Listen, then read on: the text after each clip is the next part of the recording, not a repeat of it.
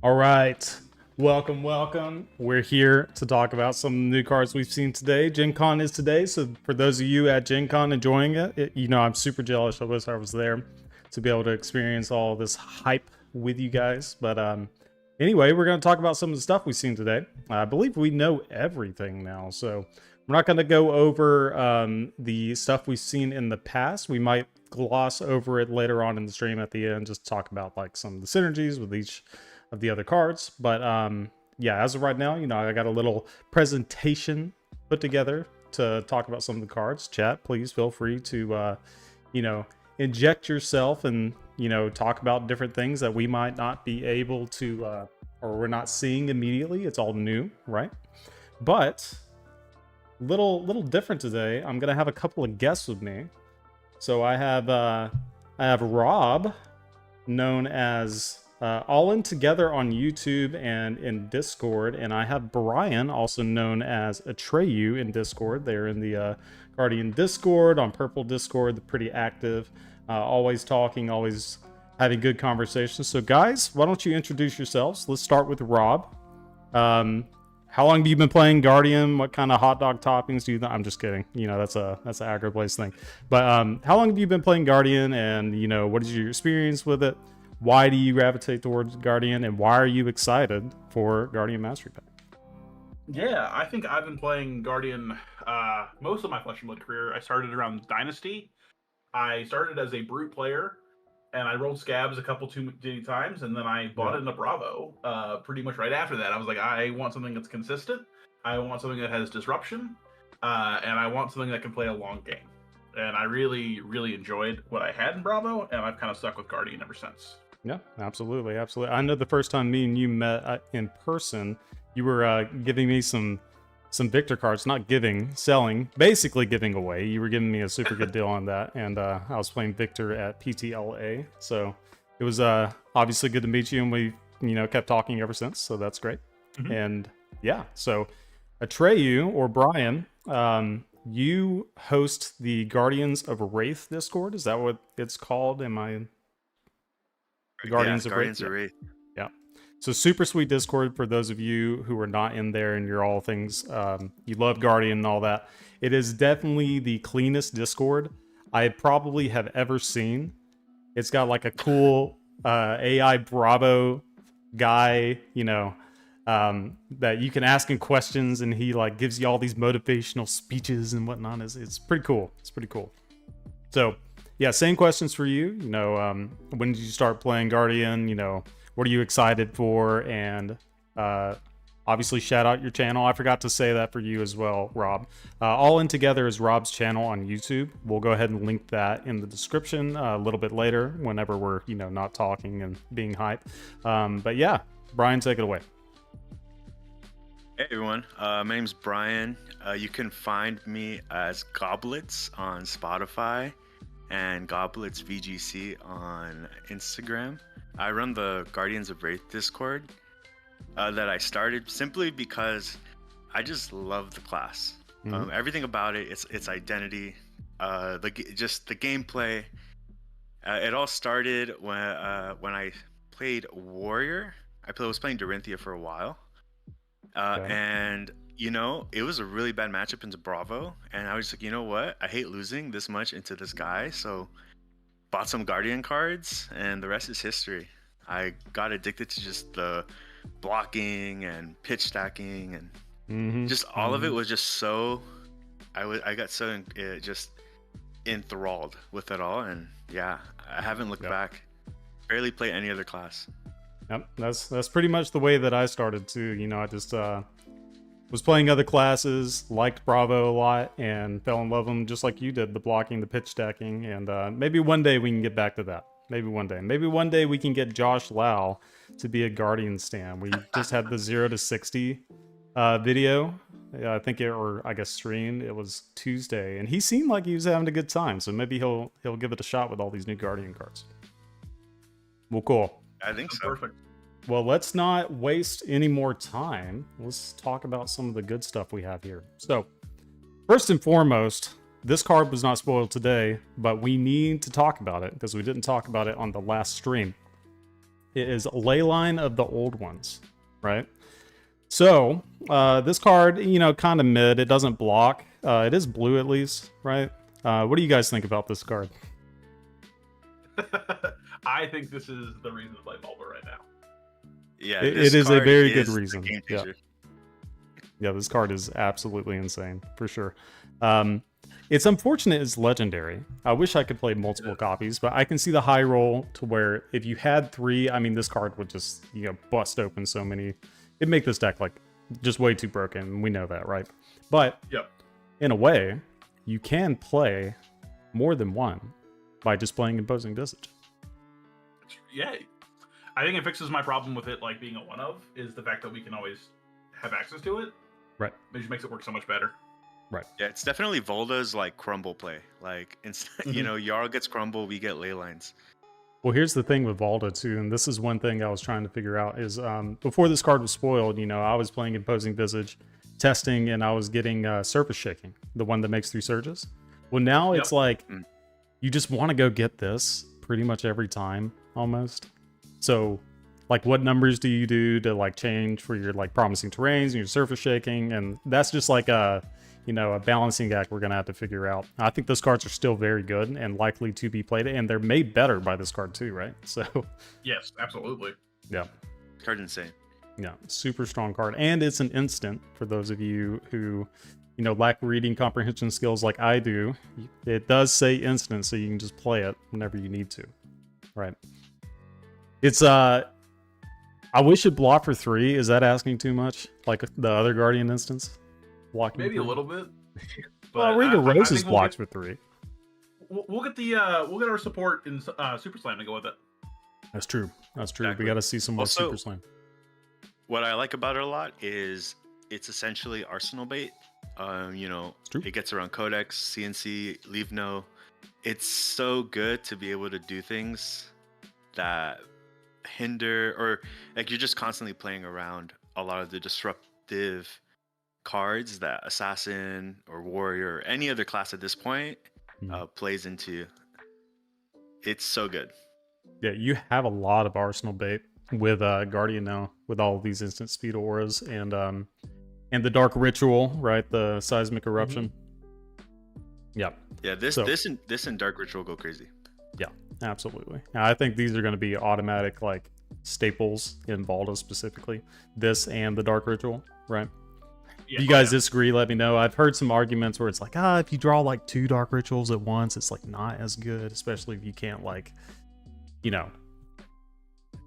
Yeah, I guess I think get a something payoff, that I right? find, exactly. Something that I find is that I usually end up arsenaling the Seismic Eruption, you know, Dark Ritual, more than I like as a 2 of. Yep. But it's a nice way to it's essentially a blue pitch from hand or arsenal no matter what, which is really crazy. That's what I've been saying And the entire time on streams. I've been like, yeah, this card, you know, people kind of downplaying it. I was like, look, if you just arsenal it, it's a blue that you can pitch from your arsenal if you think of it that way. And they're just like, I don't understand. And I'm like, hold on. Just try it out. You'll see what I mean. Yeah, it's also, super I don't know if you've I don't know if you've tried the synergy with the new shield, but it basically turns the shield into a D-react. Like it does the same with the aura too. Yeah, same with the aura, exactly. It's so good. Yeah, absolutely. Absolutely. Yeah, the shield is absolutely nuts. Like, yeah, there have been many games where I like put the shield in front, and then depending on like if Slippy or whoever I'm playing against, some assassin says, here's a react, I can say, okay, in response to going to play this, I'm going to pump it up by 2, right? Super solid. Yeah, there's a lot of tricks. I like having tricks in my Guardian decks. You know, that's the thing that we were lacking in Guardian is like the possibilities of just having, I don't know, the flexibility that like Verdus has, right? Now it feels like we're getting 100%. closer to that line. Yeah, I think we were a little too face up before. I agree. I think it's been one of my big problems with it. Like, we have good numbers, we're consistent, but I think with how react heavy the meta has become, it's nice to be able to play on that side of the board too. Yep, exactly. Yeah, our only main reaction has been Pummel for a long time. That and D-Rex, obviously, but like, Pummel is so face up too. Even though it's a reaction, it's like, Yeah. you know, hey, I have Pummel. You know, it's like, okay, Yep. they're CNC, they didn't block. With their additional card, it's obviously going to be Pummel, especially if you have an Arsenal. You It's just ever like played this is, Bravo? yeah, yeah, So you have 2 floating and you could have used the ability. Yeah. yep. That It's stuff so too. good. Yeah, lots of Well, I Pummel think baby. the Heave 2s, which I think we'll get into soon, I think are really interesting for the pummel bait. It allows us to kind of play like it allows us to play the mind game there. Yeah, also it synergizes with Heave because you can layer the triggers to where you can choose to Heave first and then the ley line activates. So it's really, really, really, really I think this card alone synergizes so hard with a core mechanic, not just in Valda, but in just what the Guardian's general game plan, that it's definitely going to be, it is the card that glues every single card printed before and after it into the Guardian shell. Yeah. While it's so good, I don't necessarily think this is going to be a build around card. I keep mentioning Ring of Roses, and the reason I do is because Ring of Roses is just like one of those cards in Verdance where if you see it, like your win rate just goes straight up. But if you don't see it, you still have a valid game plan. So I think it's important to make sure that you still have a valid game plan without seeing this card, right? Hopefully you guys agree with that. But yeah, the moment you get this card, and we will be more consistent at finding this card than Verdance would with Ring of Roses, of course, right? But, you know, if 100%. we get into a bad position where we have to block out and we're going to lose it, like, we don't want to have our deck just, you know, implode because of the loss of this card, right? But, I mean, with the good value, with the Heaves that you guys are talking about, like, especially the ones we've already seen, the first ones that were spoiled, having a play line where you can make a surge off attack with Anathos or something, right? If that's your game plan. Come in for 6, being able to do the 2. It's still like, I think we did the math earlier, assuming everything is a 3 block and you're getting max value out of your 3 blocks. It's like 28 over the course of a 2-turn cycle, which is 14 average, which is just good numbers, right? Like that's close to where KO is in, you know, a generalized kind of mentality, I guess, right? So yeah, either way, Actually, you know. Go ahead. There's one card I think is really interesting with this one. It's one of the cards spoiled today. It was the Geyser of Seismic Stirring. Ooh, I didn't put that one in the... Yeah, the 2-cost aura, because I was talking to people about this today, and with this, the Geyser and your Tectonic Plating, you're able to consistently get 3 surges and roll Dominate from turn to turn to turn, which is, I think, something... It costs a lot, but I think it could be worth it. Right. Yeah, for sure. I need to grab that card, but if you guys have no other main comments besides this card is very, very good and you want to see it like as much as you can, we'll move on to the next page, start a discussion, and I'll get that one in the presentation as well, because yeah, I definitely missed that one. I think it's worth talking about. Any final thoughts so far on this guy? I hope I pull one in my case. Insane. Insane. Absolutely. Let's pull one at pre-release, Marvel and Rainbow. Yep. Please. Okay, so next one, I guess you can kind of see this. I should have spaced them out. I didn't think about my layout on the stream.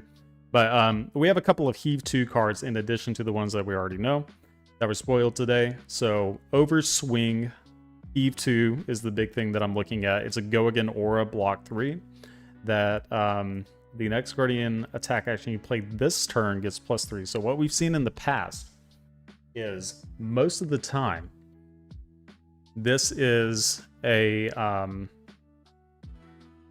it's like a delayed effect. These auras are delayed effects. The next turn, you know, pops and then you get the effect, right? Whereas this, you can play it out proactively and get the value, or you can heave it, and I believe this would carry over to the next turn. Is that correct? So you heave it, your next thing costs 2 less, and then use the 2 you saved to pay for Overswing. Well, this is in your hand at the beginning of your end phase. You may pay 2 and put this face up in your arsenal. Yeah, that's right. That's right. So sorry, I was thinking it was going out and play. I don't know where my mind's going. So yeah, it goes into your arsenal, and then yeah, the reduction of that, it's reducing itself in a way. Not really, but like you get what I'm saying. So you're getting the discounted effect on your attack that you're playing. That allows you to pay for this with your extra cards, right? Yeah, it's like a setup card. Yeah, it's like the first time I think we've ever seen a design like this, and I'm actually really excited about more cards in this, like in this space. I think this is super underrated, actually. It's I kind of think just this card's Guardian good. Nimblism. Yeah, I it think is it's Guardian's Nimblism. I think it's definitely worth exploring. Yeah, for whatever reason, I was reading aura at the bottom, not action. But either way, I still think it's pretty solid. So yeah, the Heave. We were talking a little bit about it too. Like, does this allow you to kind of swap around your 6 for 10s and then play this in that slot to be able to play some other, lower to the ground things like your 3 for 7s or whatnot, right? That way you can have a 3 for 7 that is a 10 that gives a valid effect. Yeah, so the way I was like thinking of this card specifically also is since it heaves for you, like specifically in Valda, if you pitch a blue, right, you have the 2 floating, you create the seismic, the overswing happens, and then on your next turn, since you've already discounted something, you can basically loop a blue, then pay for tectonic, play this, and then something like encroaching, like hostile encroachment, is now 11 dominate. It basically just like feeds into the rhythm of like Valda's gameplay cycle. Yep. And on top of that, since it sits in Arsenal, again, it gets around like Codex, which is like immense, in my opinion, just like immensely important. Yep. I think it's a solid guard. I'm definitely going to be brewing this in like the mid-range style. I know AgroBlaze was talking about some Valda brewing. We'll probably do that next stream. Now, once we can get the cards in February, of course. But as of right now, I'm seeing like 2 ways Valda's going to be built. The main one is going to be this mid-range. You're using these things to, allow you to extract value over multiple turns and be able to have a little bit of high roll potential there. Because, that's another thing in Guardian is all of these other decks that we're seeing that are doing really well have like really, really good high roll potential. Like Assassin can just do some crazy things. Where Guardian is just like the consistency deck, but being able to have this high roll in this, now maybe it's not as much of a high roll as these other aggro decks, right? But we're not aggro in a lot of cases. So I think there's also another card that's really interesting with Overswing that we'll talk about later. Okay. Yep. And then the other card here is Rebel Razor. This is just another 6. It's not Crush, so it doesn't play into like the Valda ability for gaining Dominate, right? But it's still another Heave 2. 3 block that does turn on your hammer if you're playing Anathos or Titan's Fist, right? So I think a solid card, nonetheless. Especially with ways to manipulate your arsenal, which we're going to see some cards like that too.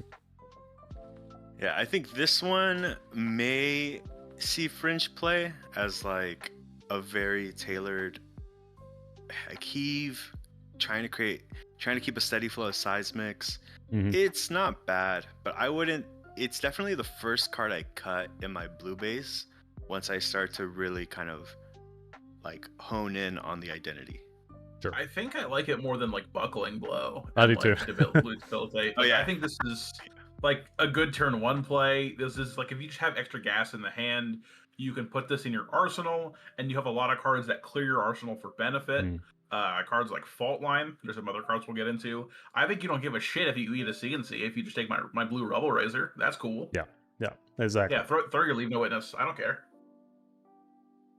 Yeah, it's just more Heave consistency, I think, is valuable there. And again, like you said, like Buckling Blow, pretty trash in most cases. It's like vanilla damage, right? And this is also vanilla damage, but it has like the flexibility of the Heave. So, do we know if this is a rainbow cycle? I believe it is. I think they're both Believe it rainbows. is. Actually, let me double check. Hmm. I have the full list of cards up. I Okay. think almost every common should be a rainbow cycle. Okay. Razor. Same thing with It's a Overswing. common. Yes. Let me see.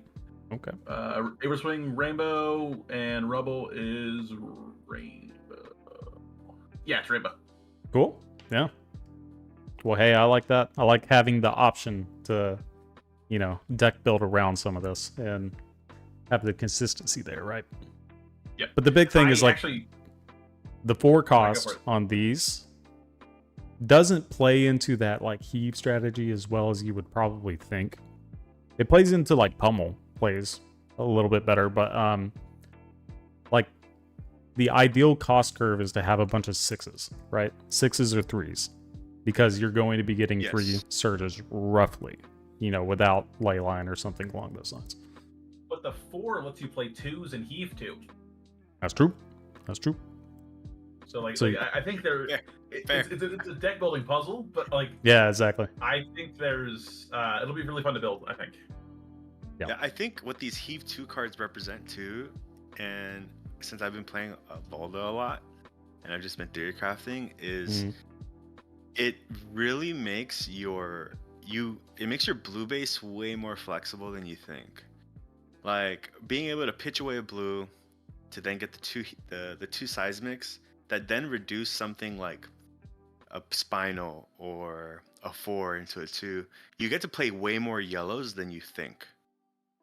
Yeah. And that it feels comfortable. Like you're constantly creating cycles of, okay, I'll play this 5 cost card.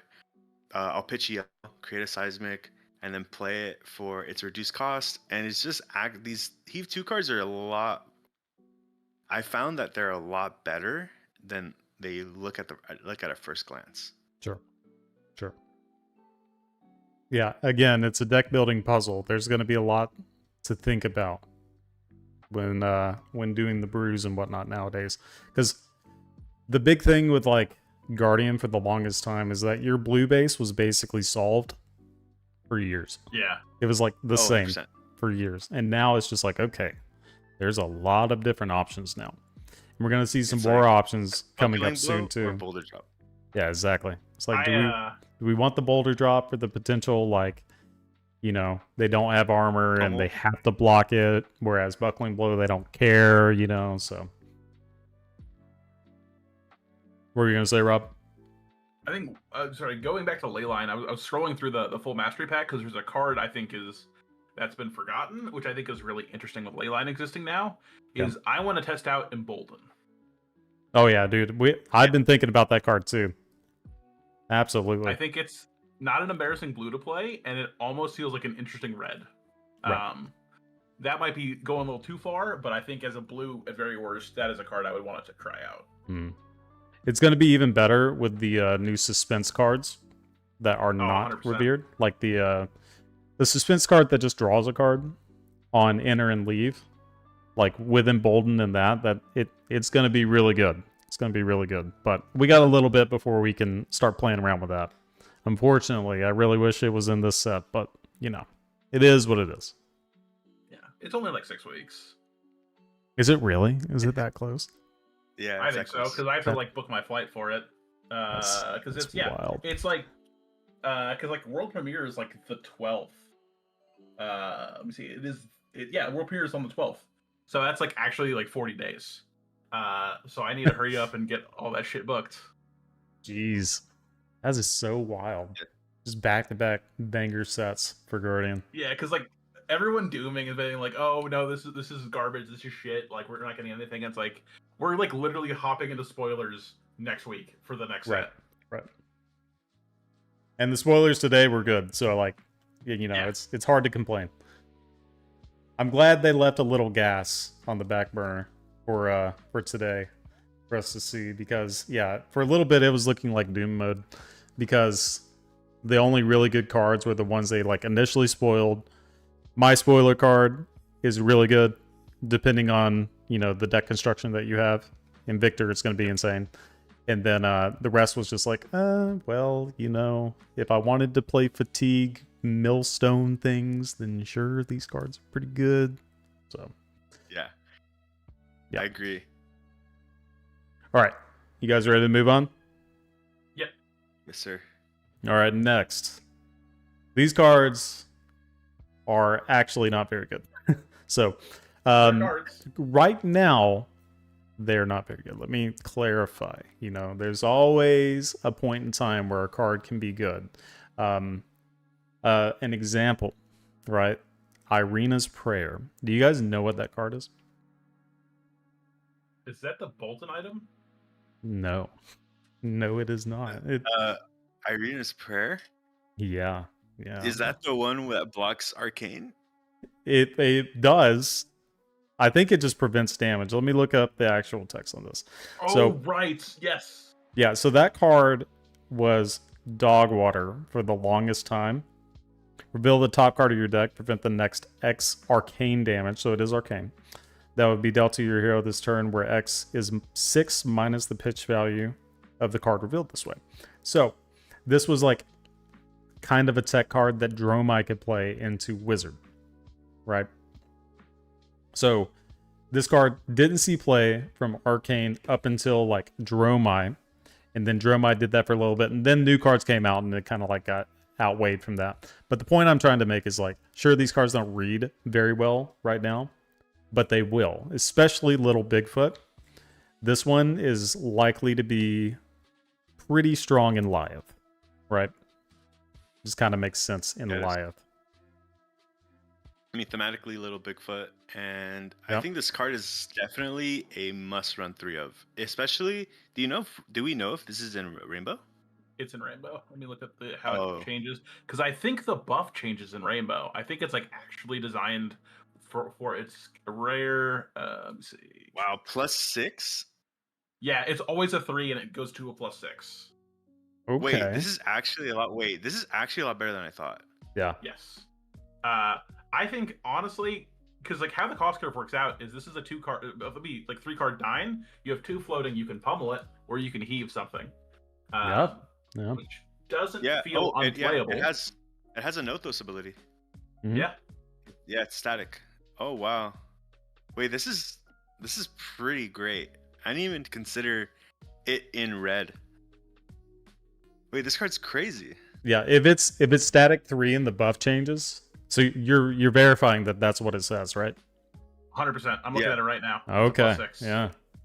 Yeah, this card is really good in Lyeth for sure. Yeah, because it'll be an 8 in Lyeth at red. At red. At And red. then Pummel. Yeah. Oof. Yeah, That's pretty nasty, guys. That's pretty nasty. it's pretty good. It's pretty good. So next card. Well, before we move on, it's kind of funny that there's Volta flavor text here. Mhm. Right? It's where the story gets taller with every tailing. Yeah. So, not a Volta card, but, you know, still good. Then the next card here, Annexation of All Things Known. The art is incredible, in my opinion. I think it looks amazing. The stat line is very generically good, right? For, you know, it's not the best stat line. You know, it's generally the 5s are the worst when it comes to resources committed to the damage output. It's like a 3-card 8, right? Yeah. But you know, Leyline does change that. The 5s become better with Leyline.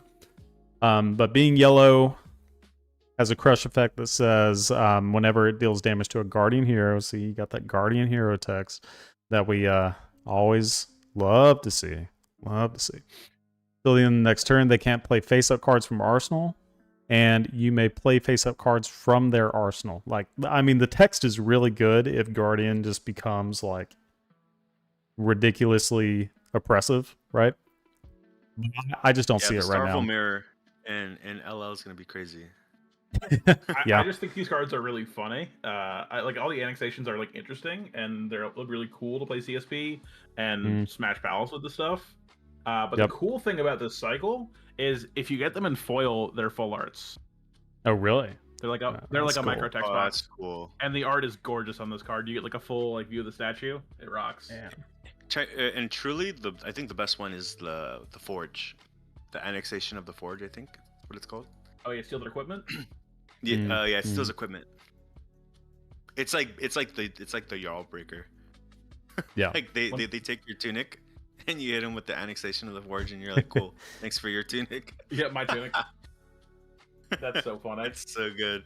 I genuinely like I probably concede out of respect on the spot. Like, you know what, you got me. You got me. So Yeah. yeah, as of right now, doesn't seem super useful, but this is a powerful effect. If it's just Volta running around all over the place and you can make this happen, you guarantee the crush effect. I don't know, eight's hard to guarantee a crush effect when you're playing against another Guardian that has like 1 billion armor, right? But if it happens and you're able to play their 6 for 10, that's pretty bonkers. So Thanks for your value. pulverize. That's right. That's right. Or they're pulverized. That's true. All right. Now, okay, we're moving on to a very good card. Very good card. So, what is the card that this is closely related to? I forget the name of it. Dissolve reality. I think Dissolve reality. That's it. Yeah. Plow Under. Yeah, Plow Under. That's another one. but So, yeah, this card just seems very strong. Each hero puts a card from their arsenal on the bottom of the deck. If they do, draw a card.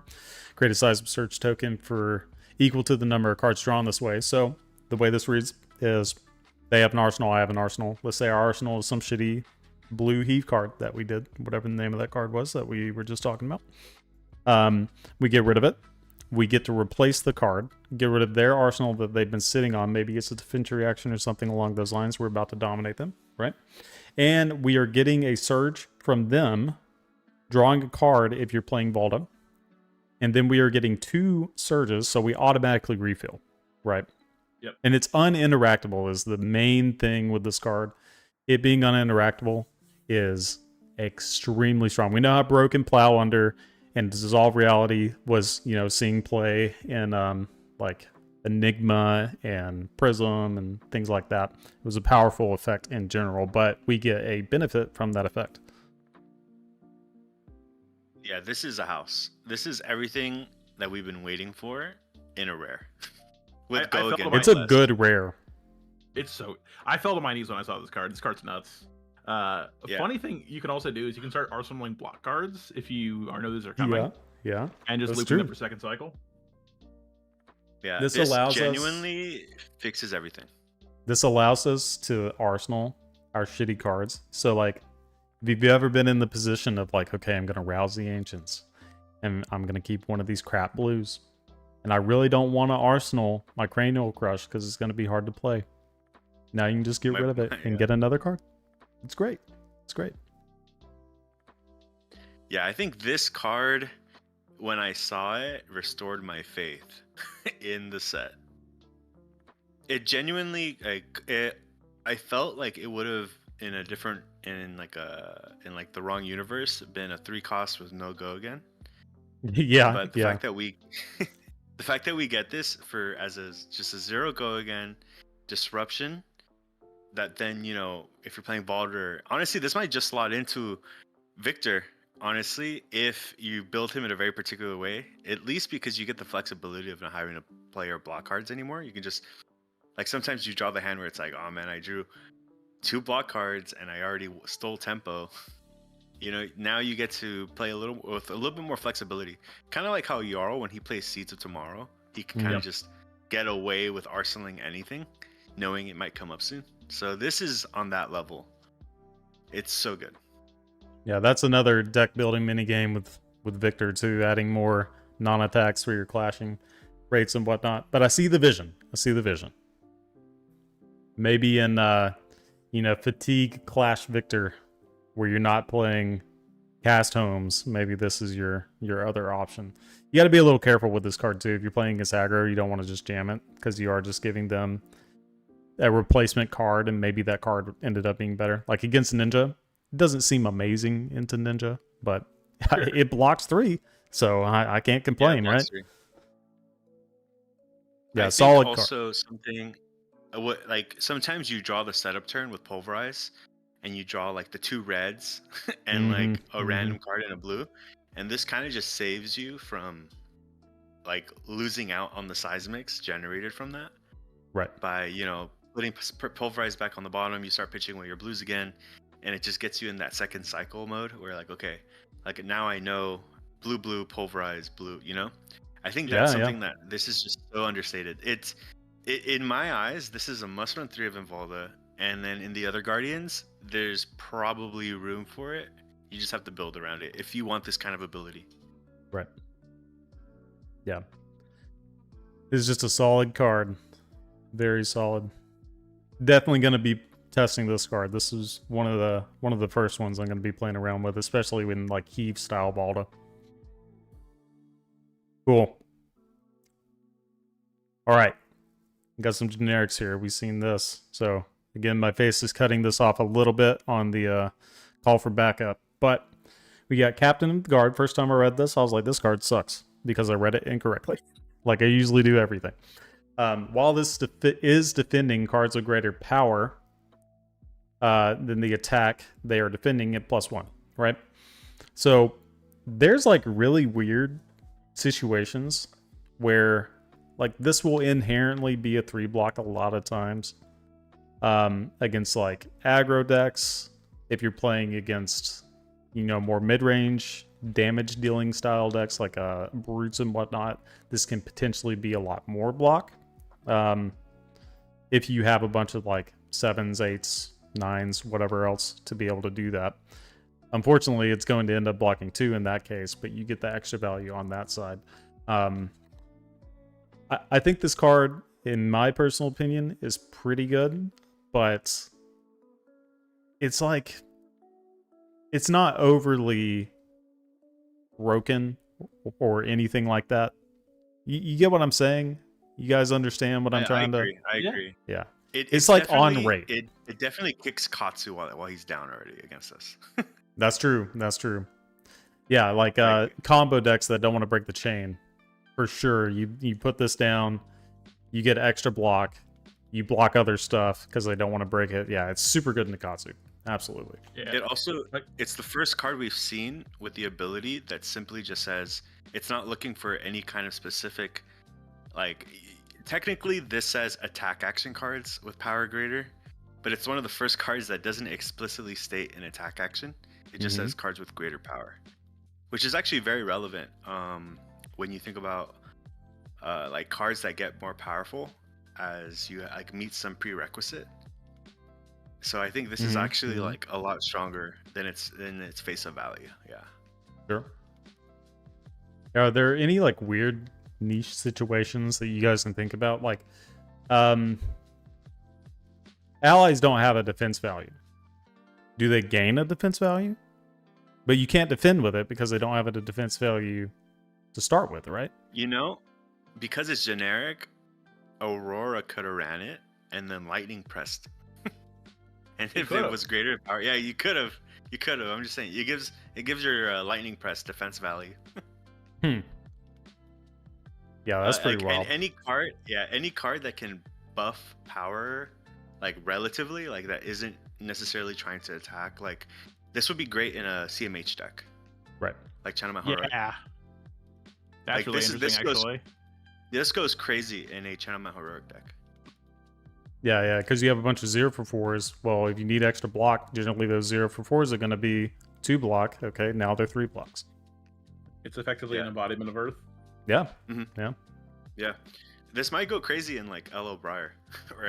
It's hard to see it in a space right now in like the current meta for like our current decks, but since a lot of decks in CC, especially the aggro decks, want to go really wide and really, really just big, I think this card is super good in those specific decks, especially in Briar or any deck running Channel Mount Heroic.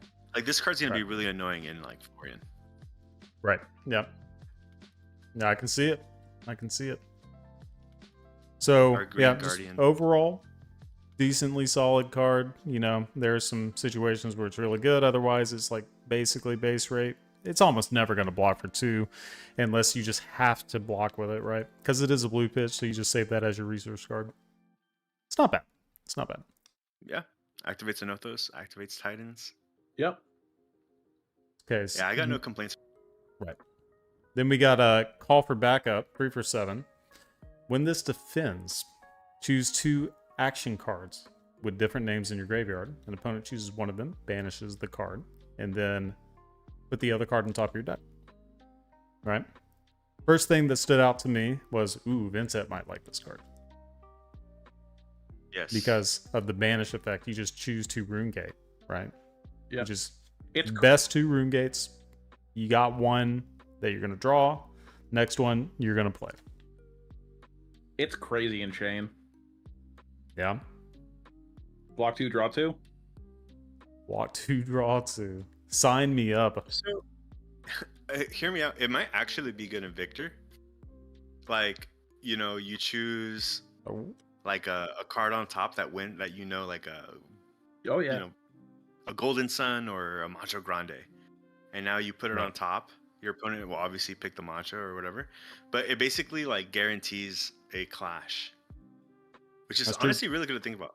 It's pretty nice. It's pretty Ooh. nice. This card I don't could know be if good it'll in Miller you'll see it as Victor. a 3 of. Miller Victor Yep, with this yep, card? Oh Miller Victor. man. Yeah. So hear me out. You're playing Rainbow Thunk, right? Yeah. Mhm. Then you got Golden Mhm. Sun and Thunk. You just pick one of your Thunks, whichever one that you want, the red one for attack, I guess, or you got the blue one. They will choose your Golden Sun to be banished, and then you just get extra mites. How about that? Yeah, I think It the sounds terrible. synergy- Not really, but it's definitely niche. But Yeah. when I first read the card, I thought it was way better. I thought it said 2 action cards, and I was like, oh man, this card's crazy. But it's kind of like, I don't know, a pseudo remembrance if you want to think of it that way. But I think this card has a lot of potential in other decks, and it may see niche play in, like, let's say like Guardian. Do you want me to wish- get my Pulverize or my Crippling Crush? Right. You know. I wish this card said want- when it goes to the grave, do the effect, not just defends or just the defense. Because if you could attack with it and get the effect as well, this card would be very good. Very. Oh good. yeah. In fact, the first time I read it, I totally missed that it said when this defense. I just assumed it said when this attacks. Right. Yeah. Yeah, I was the same way when I It's first read a- it too. I was like, oh, okay, if this hits, then do this thing. Right. We're seeing a lot of really interesting anti-prism cards because like this is a Mhm. 7 power popper that would then recur more 7 power poppers potentially. Yeah. Yeah. It's super good into Prism. Absolutely. I actually think this might make room in Jarl, because being able to recur like your Fellings or Okins is crazy. Right. It's like giving Yeah. your opponent the illusion of choice. Right. Yeah, in Jarl, this would be really good as like a popper sideboard tech, for sure. You play that into Prism. Yeah, I like it. And then I like it a lot. yeah, it's a situation where, like you said, you could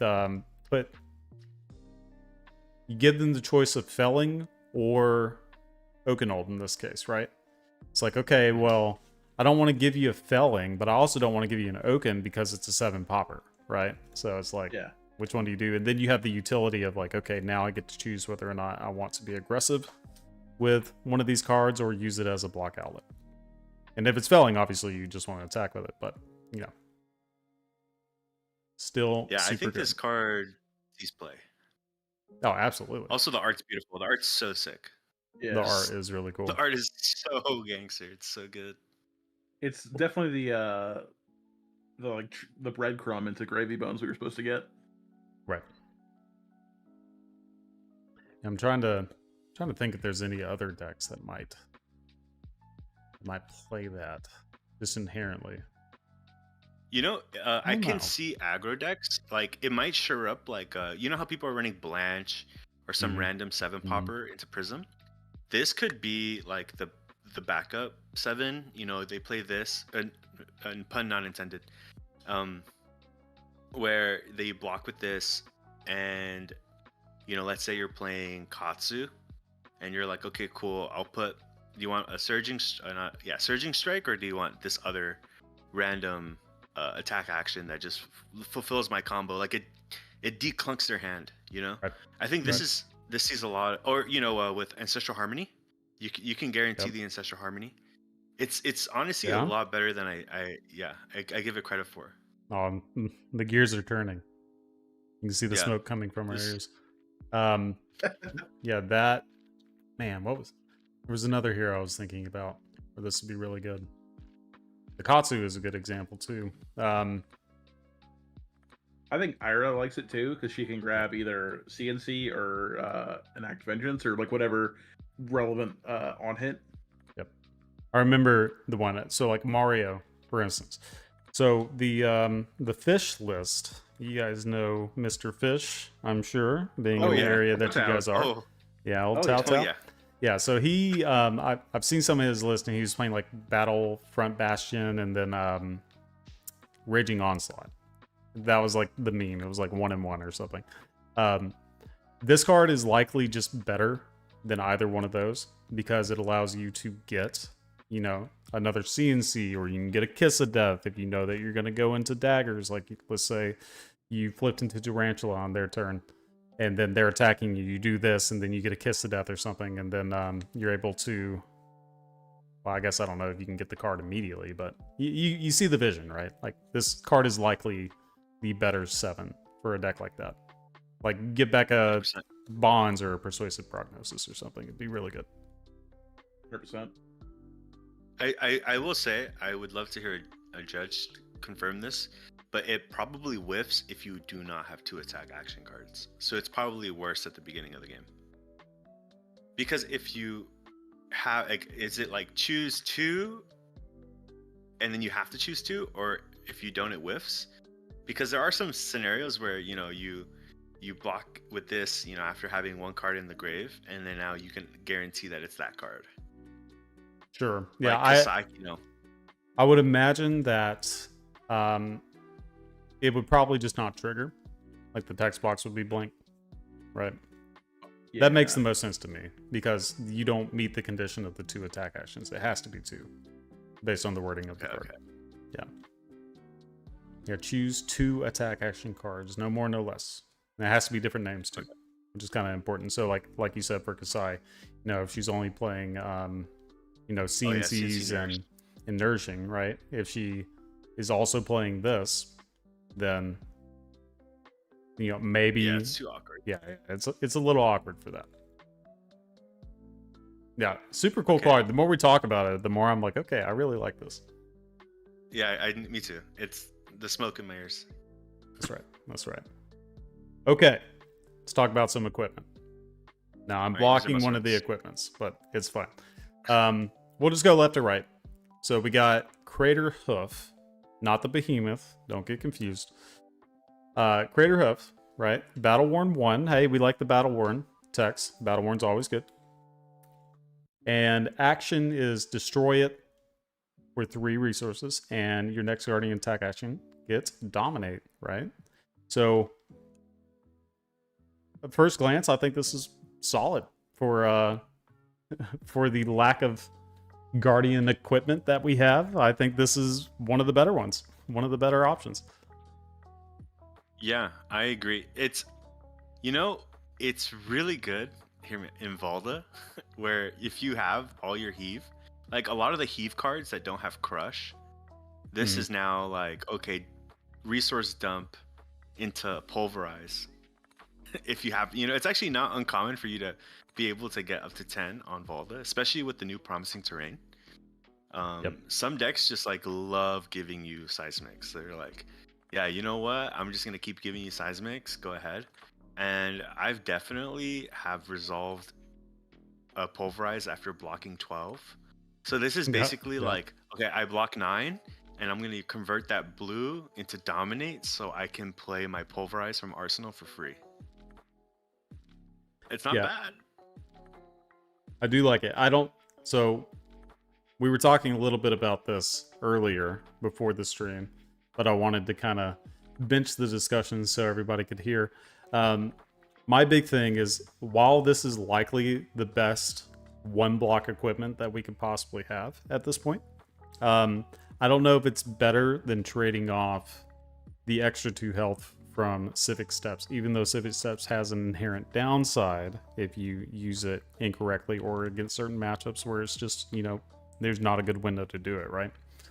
So it's definitely better than the Iron Rot days of Yonder, back when Bravo was only playing Iron Rot because that's all we had. Yeah, definitely big upgrade. Memories. I know. Yeah, I remember those. And then No, this is. Yeah, go ahead. I think it's good in Victor as well, just as like another option if you don't mind losing the block value, because let's say you have a bunch of mites, right? But you draw some non-overpowered thing, like you're trying to close the game. Your only real overpower really is like Golden Sun, right? So this is another way to say, okay, I have like 6 mites, I have this spinal, or whatever, maybe a 3 cost. You're playing Crush the Weak or something like that. It's going to come in for 13. If you can make that dominate, you'll close some games real quick. Yeah, it's also the right kind of disruption. Like, you play those games against Slippy, and they're like, cool, here's 12 block, because all their cards block 3. Right. And they're like, they basically beg the question, like, okay, do it again. Right. And if it's hard for you to convert those hands, it's really devastating. Like a good Slippy or a good aggro deck player just recognizes that sometimes it's better to just block out. For sure. And just wait for you to draw the Guardian hand. And then where this basically gives you a one-time, no, this is hitting. Like you're getting crushed. And arguably steals tempo. Agreed. I think it's something that's like I've really helped like level up in my Guardian play is by finding ways to convert hands both offensively and defensively. So when the good aggro players, say, here, I'm going to block again, I'm going to make you convert, and then just continuing to convert and winning those games. Crater Hoof is a card that like I'm actually pretty interested in. Yeah, I'm definitely going to try this one out too. Yeah, this definitely sees fringe play, if not like a nice sideboard piece if we ever get back into like a heavy hitters meta. Right. Yeah. I think this is gonna be like a Project Blue All-Star. It could end up being the better of the leg equipments. This is the only competition. Only competition it really has is Civic Steps and Flexors. Yeah, I guess if you're playing Jarl, it'd be Trunks. Right. So, yeah. I don't know if it's better than Trunks, but it's definitely a consideration for the generic Guardians that don't have a talent. For sure. I'm a big fan. And it reminds me of Magic. I used to play a lot of Magic, so that works. Oh, art looks so cool in it, too. Yeah. Yeah. I would love to have this in cold foil. Oh, I will be getting this in cold foil. Look at this guy. He's going to make it happen. Yeah. Okay. So the rest of them are not nearly as good in a vacuum, at least for CC play and whatnot, but they are good. They definitely are good, especially for like Commoner or Project Blue or something along those lines, right? Like I think Richter Scale. I don't know much about Project Blue. I'm pretty sure it's like close to Commoner. Am I correct in that? Like, so you can only play like common or rare equipment? Is that how that works? Yes. Okay. Yeah, and it has a huge ban list. Okay. Yeah. So I would think Richter Scale would be really good for that. 100%. Yeah. Like you can just like block 12 and then pop Richter Scale. Yep. This card's above rate in PB territory. There's no card that gives you 2 value off their chess piece in PB. They banned all of them. And this gives you 3. Yeah. Oh yeah, 3. Yeah, correct. This is the 1 block and then the 2 surges. And the Arch Sick. Yeah, Arch Sick. This is This is definitely a PB All-Star. Get your cold foils. Yeah, it's definitely a good one. I'm glad that they're going to be supporting PB just because it gives these cards a home, which they are inherently cool cards. They just get so outclassed by things like Tunic and Tech Plating and things like that you're never going to see it see play unless you're playing these formats. So it's nice to have some support on that side where the the format isn't completely broken like Commoner was.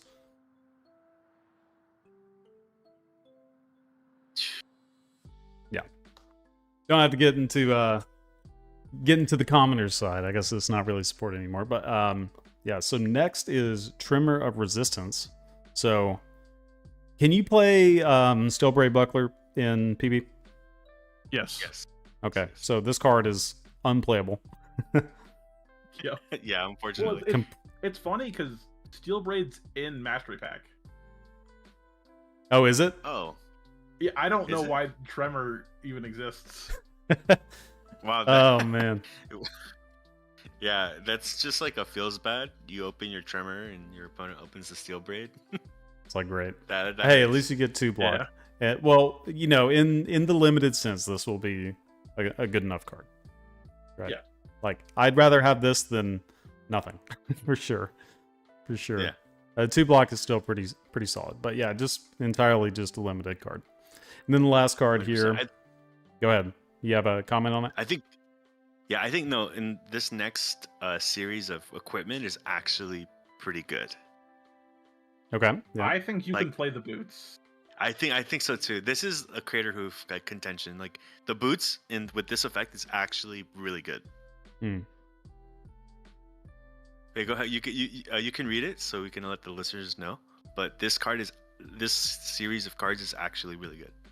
Are you talking about the event cards right now? No, No. I'm talking about Skunkwater. Sunkwater. Oh, yeah. Sunkwater. I'm The sorry. boots. Yeah. Yeah, So, this suite. yeah. So I don't believe I have all of the Sunkwater. I think I only have this one. So Sunkwater, yeah, my face is covering up some of that again. My apologies, but it's when this defends, put a face-up card from your arsenal on the bottom of your deck. If you do, draw a card. This gets +1 until end of turn. It has Blade Break and it blocks for 0, right? So it will end up, when you use this optimally, blocking for 1, and it does a Crown of Providence effect. But specifically, you can't filter your hand, right? So limited, this card, very good. Otherwise, not playable, right? Yes. But the boots have the same effect, so Uh-huh. you get Crown of Providence mini. You basically get Yeah. a mini crown on your boots, and it's really good. I genuinely think the boots may see a spot in a Valda deck. Like I'm think actually really Go ahead, Rob. I think it makes the rubble cards like actually playable at blue because you can just cycle Okay. them out and just like you can do all these heaving tricks. You can cycle and draw. I think also if you play that, you can consider playing Earthlore. I think there's a lot of really cool things that this can do. Well, Earthlore doesn't And trigger off of this, right? Oh right, it's action cards. It's only right, action right. cards. So less No, of it's- a benefit, but being able to like have the utility of swapping around. Maybe guaranteed 1 block is good though. Yep. If it triggered with Earthlore, I think it'd have big playability for sure. Yeah, I still think the Sunkwater, the legs or whatever it's called, that one, it may see play. Like I know it's a lot more fringe, and you'd rather have something like Civic, Yep. but I really think you end up with like cards and like once you play Volvo, like since I've been testing it a lot, like sometimes you end up really sour about like the hand you drew up. Sure. And you're like, oh man, like if I only could sink this card away and draw a new card, but you don't want to give your crown, it actually may see some play. Like I will definitely be testing the legs of this specific card. Sure. I actually think it might be better than the Crater Hoof in Valda specifically, because you already get like so much dominate. The unconditional block on the Crater Hoof, just whenever you need it, is nice, but most of the time you're going to want to block a breakpoint, and you can get rid of one of those trash cards like what you're talking about, which makes sense. Have you guys Yeah, noticed? it makes the Go ahead. I was gonna go ahead and finish what you were saying because I was about to like swap topic just for a second, but you're good. Makes what? Oh, I was gonna say there's Crater Hoof, Crater Fist. It's in the Crater cycle. Oh, that's Yeah. true. That's We got 2 true. more coming. Yeah, we got 2 more Hey, coming. that's a good point. That's a really good point because the Crater Fist also costs 3. Destroy this has an effect +2. So just theorizing, the chest would be something like make some surges, right? Make 2, Yep. make 3 surges if it's like a majestic or something like that. It would have to be something crazy for Yeah. it to be better than tech plating, right? It would need to be like temper Or 6 to or something so above. Yeah, something so above rate. Or yeah. Just Yeah, make a billion surges. Maybe pay 6, get 6 surges, and makes sense. Maybe, I don't know. And then the hat would be like, we already have the intellect hat, Helm of Bison's Peak. Helm of Isaac. Yeah, Yep. yeah, we already have that, but I feel like it would probably be something along those lines too, just more intellect. But I But think yeah. it's gonna go again or something. But yeah, that'd be sweet. Yeah. I think also you could do like a big defense buff on the chest, like a la a carrion husk, Mm. Yeah. and Yeah, just for make, every seismic or something. Yeah. or you Yeah, like you a just do block guard and then ball you seismic. pop it. You just pop it to like give extra defense to like a guardian attack action. Yeah. With crush. Yeah. Himmel says probably a temper 2 when you block with a 3 cost, make 2 surges. Ooh. That's interesting. That's be- good. That's a little too He's broken, cooking. Himmel. A little too broken, buddy. That's Now keep them coming. Yeah, I wish. You know, I you gotta wish. get- That's what we need. That's Hey, what Valda needs. I'm on the phone right now with Bigots. Don't worry. Okay. Sounds good. But the thing I was gonna say real quick, so I know it's kind of hard to see on stream probably, but what's funny is that have you noticed that the copyright for all of these cards is 2024? Oh no. You haven't noticed that? So they've been in development. We all know that, it takes time to make these sets and whatnot. And this set was slated to come out, I believe, May-ish or March. Maybe it was March. I think it was March. Yeah, so it makes more sense that it would be 2024. But Just in time for everybody's just in time for Enigma to be LL, right? But yeah, it's everybody's theory was like, oh, they didn't want to print this alongside Jarl because it would make Jarl broken. Are you seeing anything that would make Jarl broken in this so far? I don't think I've changed a single card in Jarl. Looking at Me the, either. The 130. Me either. The thing that changed is I deleted it off my Fabry. Oh no, not like For this. Valda. Oh For man. Valda. Yeah, he's back a couple of pages right now, unfortunately. But Yeah. yeah, set was Let's go printed see the last excerpts. May, is what Himmel said. Valda's going to be May. so lit. With last May? Oh my gosh. Mm-hmm. Yeah, so No, wow. this got pushed pretty far back in the 2-year cycle. So this was like pre-book burning too. Yeah. So that makes a lot of sense with like why some cards are the way they are, and like Well- why we don't have some answers. I think. He might be meaning like just a couple of months ago too. Oh, You know what I'm saying? that's like true. it was printed That and is- then it's just been sitting around waiting for the drop. Okay, I get it. Okay, yeah. Hey, Monty, In that case, Jarl is yeah. still good. It's okay. Don't worry. He didn't get worse. It's just Yeah. these other cards. Well- Now Valda is like the better math deck, most likely. You got to Yeah, I choose think math the, or disruption. That's your trade off, right? Yeah. I think the Jarl Valdemar is going to be really fun. Yeah, it I was think that's going to be like Himmel so said good. developed in 2023, printed in May. I guess 2024. That's wild. They are a year ahead on depth. Okay. Makes sense. So yeah, that means that it's been around for a while. All right. I went ahead and clicked away. we're talking. So Oh, these cards are pretty good. yeah, we got some Yeah. winners here. Got some Yeah, winners. this was a hot topic on the Guardian server. Aftershock. Yeah. People have opinions. Are they People have strong mixed? opinions on this card. Mixed opinions? Yeah. Really? I think it's amazing. I think it's like the card that Valda was missing. Personally, Okay. this card's actually, for one, it's it what like it. If we had seen this card first and then just this card, I think I would have been really disappointed. But now that we have Leyline, this card is insane. Like, this card is everything you want. It is just our Guardian Wounded Bull, in my opinion. It is so powerful. It's a good way I to love put it. wounded bulls that block 3. Yeah, exactly. Yeah, a Wounded Bull that Exactly. blocks 3. And it keeps your Leyline active. It is relevant damage.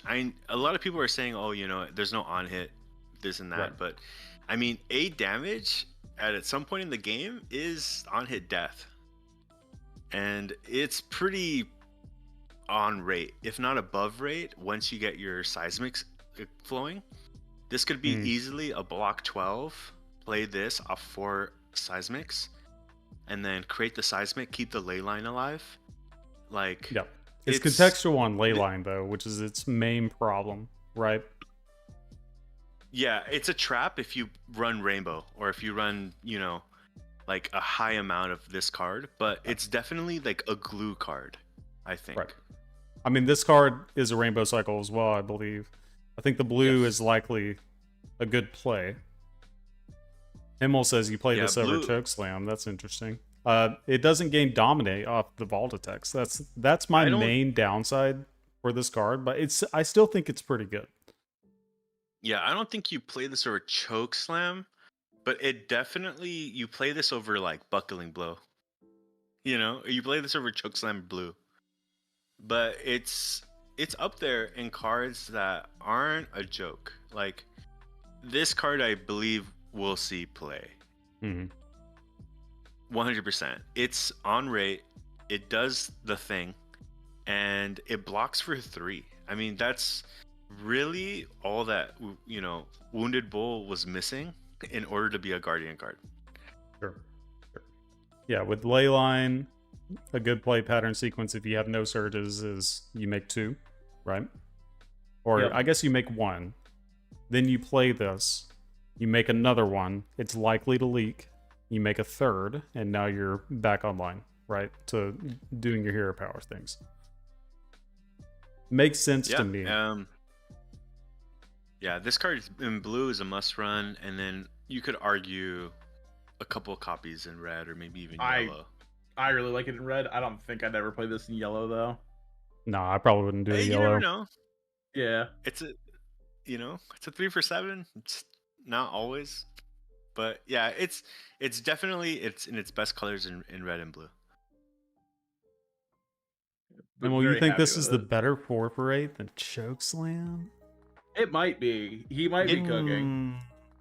If like it wasn't Arachne right now, I think it would be probably. Like, I agree. It's dependent on like the value of Chokeslam in the meta. We don't have Azalea anymore to like really justify playing a whole bunch of Chokeslams. Chokeslam is a card that you actively... It's more of a sideboard card now than more of a mainboard card. It's always been like kind of a mix between the two. But for a long time, it was just like a mainboard card that you would side out in some matchups. Now it's like a sideboard card that you bring into some, right? So... Also, a really good synergy is Promising Terrain and this card. Oh my god. Oh yeah. It's so sweet. This card in Promising Terrain, I'm telling you, like this, like when I saw this card revealed, I was like, oh cool, like this is perfect. Like I'm definitely slamming 3 blues, and I'll probably slam in X amount of reds. But yeah, this card specifically with Promising Terrain, it does everything. This card, yeah, I'm just happy. This revitalized a lot of my unhappiness with the set, so I'm really happy with this one, especially the card next to it.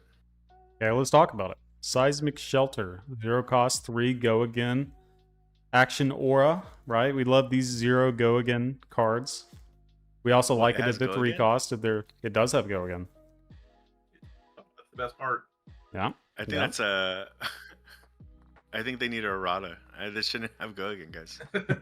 It's good. It's good. Attack action cards you control. get plus X while defending, where X is the number of seismic surge tokens you control.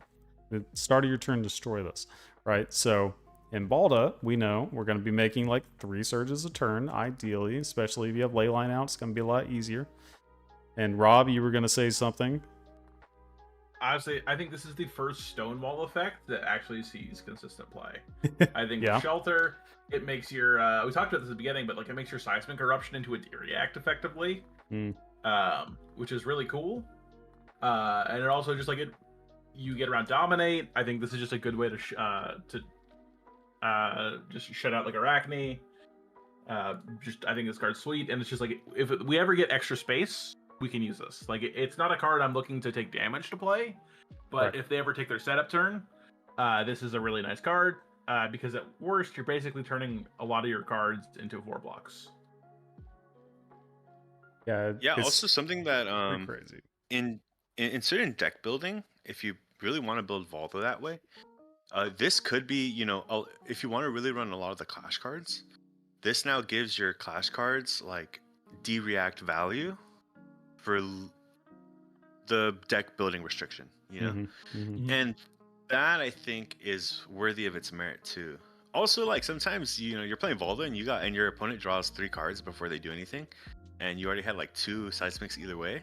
So this could like block Whaler for like easily, you know, one card block 8, one card block 9.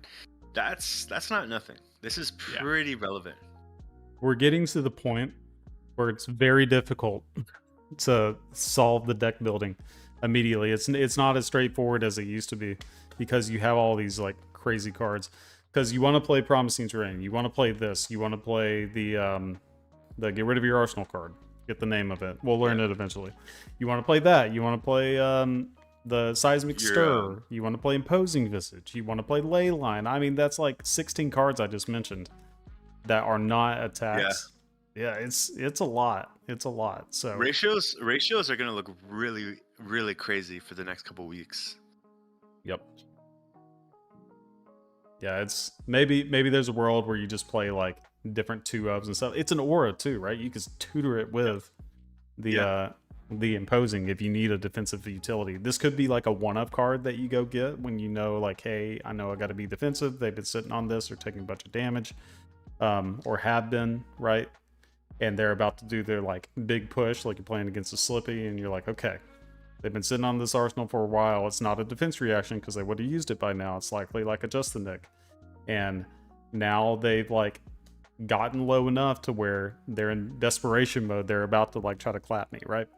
So that, and also it turns Seismic Eruption into a D-react at instant speed.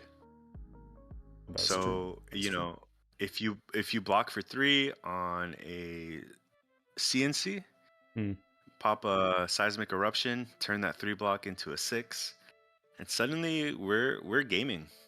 Yep. Not to mention, the defense reaction too.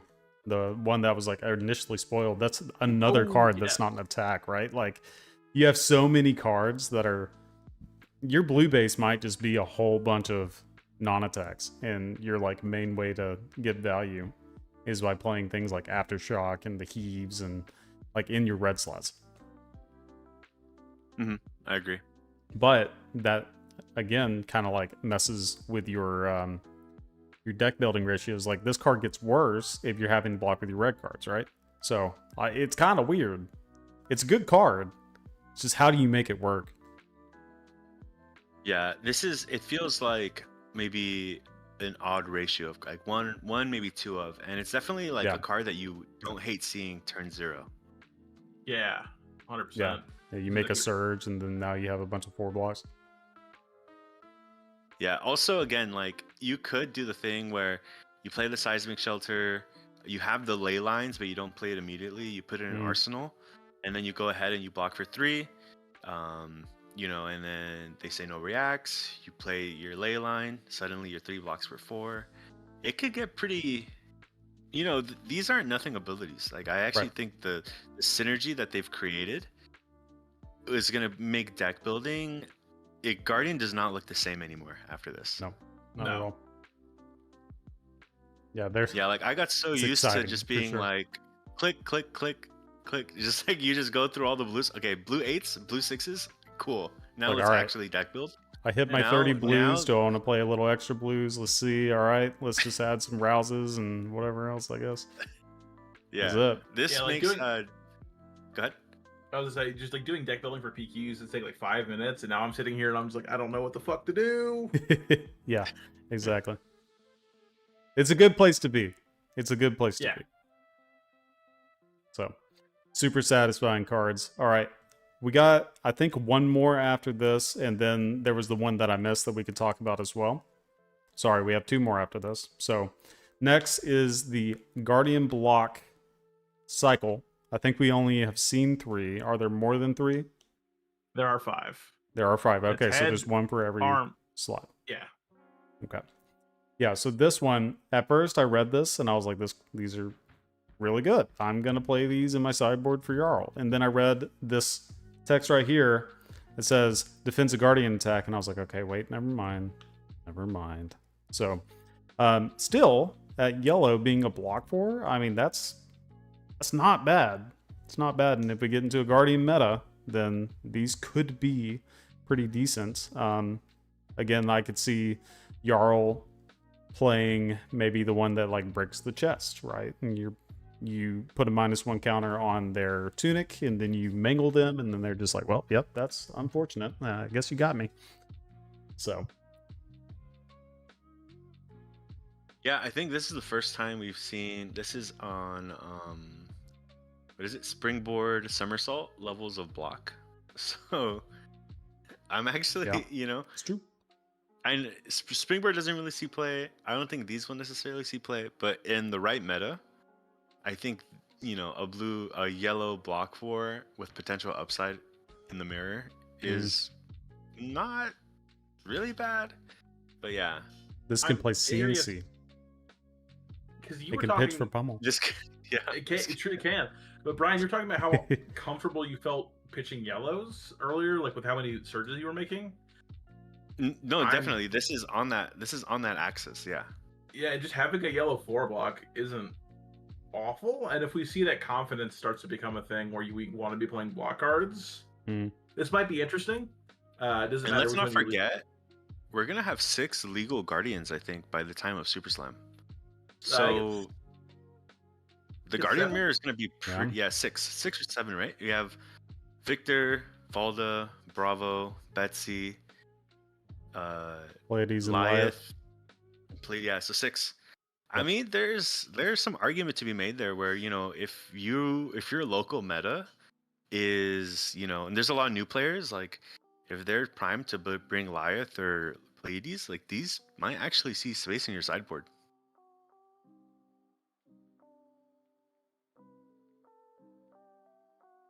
I like the idea of these cards. Right now, I'm not going to test them personally, but once we get to this I'm just trying to make argument.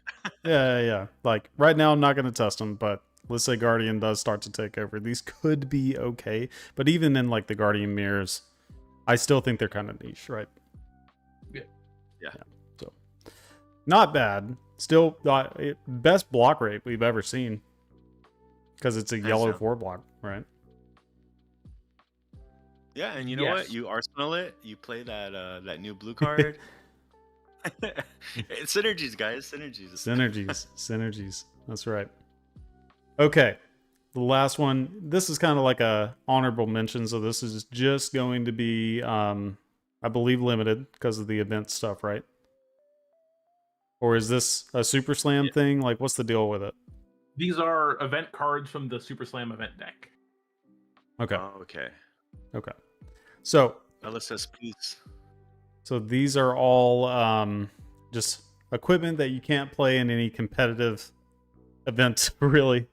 But the big thing that I wanted to kind of say is this one here, Bloody Boots. If this was legal, oh my god, it'd be like an instant sideboard card, like without a doubt. Just to be able to gain 2 action points off rip. Like, this is time skippers, but like Way power You creep. don't It's have to so pay good. for it. Right. Yeah, it's so insane. Wait, I can draw a card with E-Strike? It's so insane. It's so insane. Yeah, I wish you had access to the boots specifically in CC. But this I would think, be who like was it? my go-to boots. I would just play this into everything until I needed to block, and then I'd swap it. 100%. Yeah, it would become our Snapdragons. You know, Right. it plays face up too, so it's not like your opponent won't see it coming. It gives us legs, literally, pun intended, into Prism. It gets us out of the loop with literally no like excess.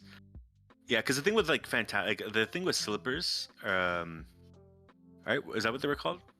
Oh no, not Skippers. Phantasmal Footsteps. Skippers. Time The skip. thing with skippers is, like, sometimes you would get caught in the ALS loop, and you would draw like a really awkward hand, Right. and there was no way for you to be able to convert to kill ALS and then to kill the angel or do something to finally get you back in the game. So having access to something like this would be crazy. Also, I think it was Alan Lau that said if you can choose, or was it Alan Lau? It was one of the Team Blue Pitch that said if you can choose to draw a card off of E-Strike, your deck is doing something right. You know, Bloody Boots definitely gives you that access of play. Can people send links in chat? I don't know if they can. Before you get banned, like by moderator bots or whatever, don't send a link. But I'm told that all the cards are in the FabCard database. Do you know what I need to do? I can send it to you. Okay, yeah, send that to me in Discord, and we'll open it up there. That way we can look at the rest of them. So let's go back to just chatting for now until we can get that pulled up. And we'll look at the rest of those. I'm going to read some comments real quick. So I don't know if I should say that word out loud. I don't know what that is. What is that one? I'll take a look at that. What is my favorite? Oh, what is Labubu? that? Those are they're just like these little plastic dolls. Wait, don't say that out loud, Rob. Don't say that out loud. They're just like brain rot. Beanie Babies 25 years later. Okay. Yeah, 24 karat Labubu strawberry matcha. I'm too old for that, I guess. I don't know. I'm sorry. I'm sorry. I don't know what that is. Okay. So let's go back. I feel like it's a California thing. I feel like it's like an inner city thing. Okay. Yeah, that is the first I've I've seen of that or heard of that. That's wild. Okay, learn something new every day. All right, so can you guys see the screen? Yeah. You still see it? Okay. So yeah, this is the rest here. Appreciate you, Rob, for linking that. So obviously we've seen a lot of these cards already. So let me go back from here. I'll just hover over this because most people know what this is. But obviously Testament of Valahai is a chase card in this set. Like if you're going to be playing Guardian, you want this card, especially if you're playing Volta. To answer one of the questions here, there was one. Let's see. With all the versatility of Guardian, does any of this benefit a different Guardian other than Volta? I know we're talking a bunch about Volta, right? And maybe we're just hype for Volta specifically. I know I am. You know, this is the one I'm most excited for. But yes, these cards do benefit these other Guardians as well. It's going to take some time to do some depth building and figure out, but I think, you know, some of the generically good cards like Seismic Eruption will see play in other Guardians. Like Bravo will likely, you know, you'll see some lists that play this card. Do you guys have any comments on what kind of impact this will have on the other Guardians that people already love? Yeah. I mean, Victor's a big standout. Victor won really hard with this set, and honestly, Bravo has a lot of, you know, Bravo was running a lot of filler cards I think in his current iteration, and now you genuinely have like options in your blue base, options in your yellow, option. You know, like now it's not like, you know, Bravo was kind of the deck where, you know, you ran jokingly all the blue sixes, all, you know, your Starstruck, your Crippling Crush, your Spinal Crushes, and then you had like 10 cards to work with, maybe less. Now you have a lot more, even on like the armory level, like way more consideration, right? You can really tailor your guardian deck to really fine tune for your local meta. Now, obviously, and this is at every, when you get into tier 3 events, tier 4 events, the decks really do homogenize, and you're really trying to counter a very specific meta. But there's no way Guardian gets worse after this. Like we just have more pieces to solve puzzles in the meta. Yeah, I think so. Guardian has the biggest card pool now, right? Has to. We probably do. I think there's also some really interesting deck cards that we got access to. Like cards like Break Stature are really interesting to me. Clash of Bravado, I think if we received this 6 months ago, I think Victor is favored into Enigma. And I think this card, Clash of Bravado, makes us very favored into Prism. Yep. Like being able to go... Break Stature would have been really huge in Florian meta. Yeah, or Viscerai? Yep. Like being able to just I mean, I'm telling you, there's no way Guardian gets worse after this. So I think a lot of people are really dooming. But now that you see the whole list, especially in commons and rares, I think it was Taylor Crawford, one of you guys said, Majestics win games, commons and rares win tournaments. I really think we're seeing that in full effect with a lot of the cards released in the MPG. Also, with Aurora coming back in 10 months or so, Break Stature's so sick, and you break her embodiment, and then she can't make an embodiment next turn. Yeah, that's true. Yeah, these cards are definitely going to see play. Maybe not immediately, but they will. Absolutely. Get your Rainbow Foils right now while they're cheap. Yeah, for sure. So, just kind of going from the top, right? So we know what all of these cards do. We talked a little bit about High Riser too before we started streaming, where if you're playing all of these like blue zeros and like these auras and whatnot, like if there is a consistent way to draw a bunch of cards, maybe High Riser is likely the one you play when you're playing the shield. I mean, you don't have many options. It's like High Riser or Titan's Fist, right? So that'll be something to consider too. I think it's likely still going to be Titan's Fist because most of your cards are still going to be, 3 cost or higher. Conceivably, you still could run Millers. I think you lose your deck pretty quickly for playing Millers and Volda. But deck building construction, you never know. The way you build your deck, if you build it to play Millers, then sure. But you're probably going to be like a fatigue style deck too, right? That's the 100%. I mean, Leave a Dent, Peck Perfect. Yeah. Even though Leave a Dent's a miss on Millers. Yeah, that's also true. Yeah, there could be a defensive Victor deck. We'll see, where you play Millers and Peck Perfect and all that. But yeah, so Testament, we already know this is a knockout card. Helm of Aizen's Peak, great for Project Blue, right? Same thing with Richter Scale. This is a new one that I haven't seen until just now. So this is very reminiscent of Crater Fist, but you get the flexibility of having a better effect, but losing your block value, right? So you're losing 2 health by playing this, but you get the Goliath Gauntlet effect, right? I think Goliath Gauntlet is likely, right?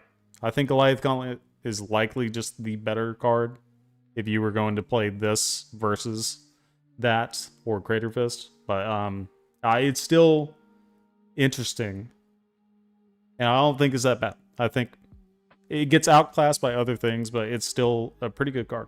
Like Project Blue, man, could be really good. Yeah, Hoarding of Denial is gonna get your code foil for Hoarding of Denial for Project Blue, because that card is actually sick. I haven't even read this card. Hold on. This gets plus X while defending, where X is the number of cards with 3 or more defending this contact. So okay.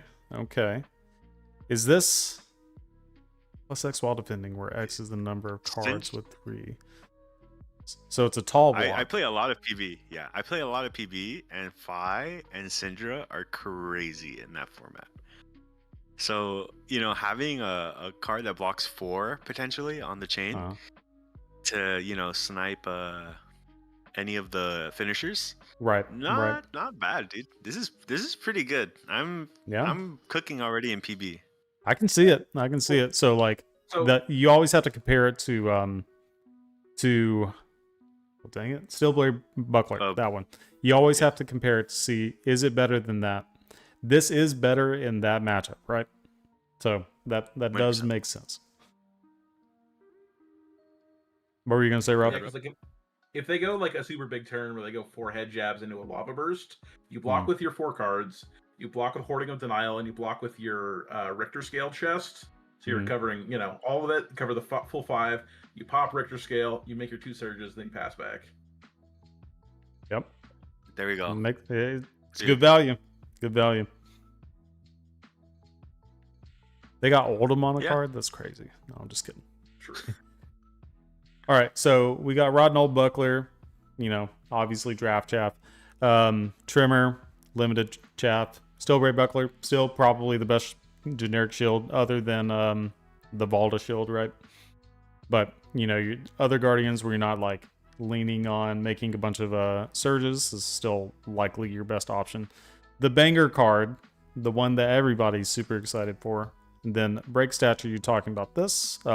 It's good into Aurora. It would have been good into Viscerai. Would have been good into like Stack Florian potentially, right? Like that kind of stuff. But yeah, when Aurora comes back, I see the vision where this could be potentially playable as a sideboard card if she comes back in full force like she did the first time. I agree. Clash is arguably the best. It hits the most niche scenarios for us. Clash of Bravado, you mean? Yeah, and also, it's just me. That really looks like Kasai. It does. It does a little bit. Yeah, because the sash right? too. Yeah. They're gonna print I don't know. a Kasai that is dual Warrior Guardian. Watch. That would be crazy, and I would love that. We need a little more waifu love. I mean, we have Valda and Betsy, so we need to fill out the triangle. The ladies. They got us covered, dude. We got 40 days till Pleiades. Oh, that's true. That's true. Hey, you can't forget about Pleiades. Never mind. Yep. We got an armory deck, dude. They're about to love us. Yeah, absolutely. Yeah, but this card is obviously very good. And to like the illusionist and whatnot would have been insane into Enigma, right? Oh, because the way the Clash works is when you block, like let's say you're playing against Prism, the Phantasm trigger happens, then the Clash trigger happens, right? And then the Clash happens. If you win, you get to blow up something, and then the Phantasm pops out. Is that correct? Yeah. I think the way it works is Clash is a static trigger, so like it basically floats. So even if something pops it, Phantasm pops it, the trigger has to resolve since it was put on the stack. Yeah, it's really good. I actually think Clash of Bravado sees play in very niche metas. Yeah, and illusionist based metas for sure. I think it's definitely going to be a really good sideboard card. Let's see, Headbutt. This to me, when I read this, like just basically immediately replaced Buckling Blow, right? Yeah. Like in a way. Yes. Because it gives the -1 on crush that you would expect, and then it also gets a buff if they don't have a head equipment, which is I mean that's pretty solid for a blue. 4 for 7 blue, like I can't really complain. And it does have usage. Like sometimes in the ninja or whatever kind of game.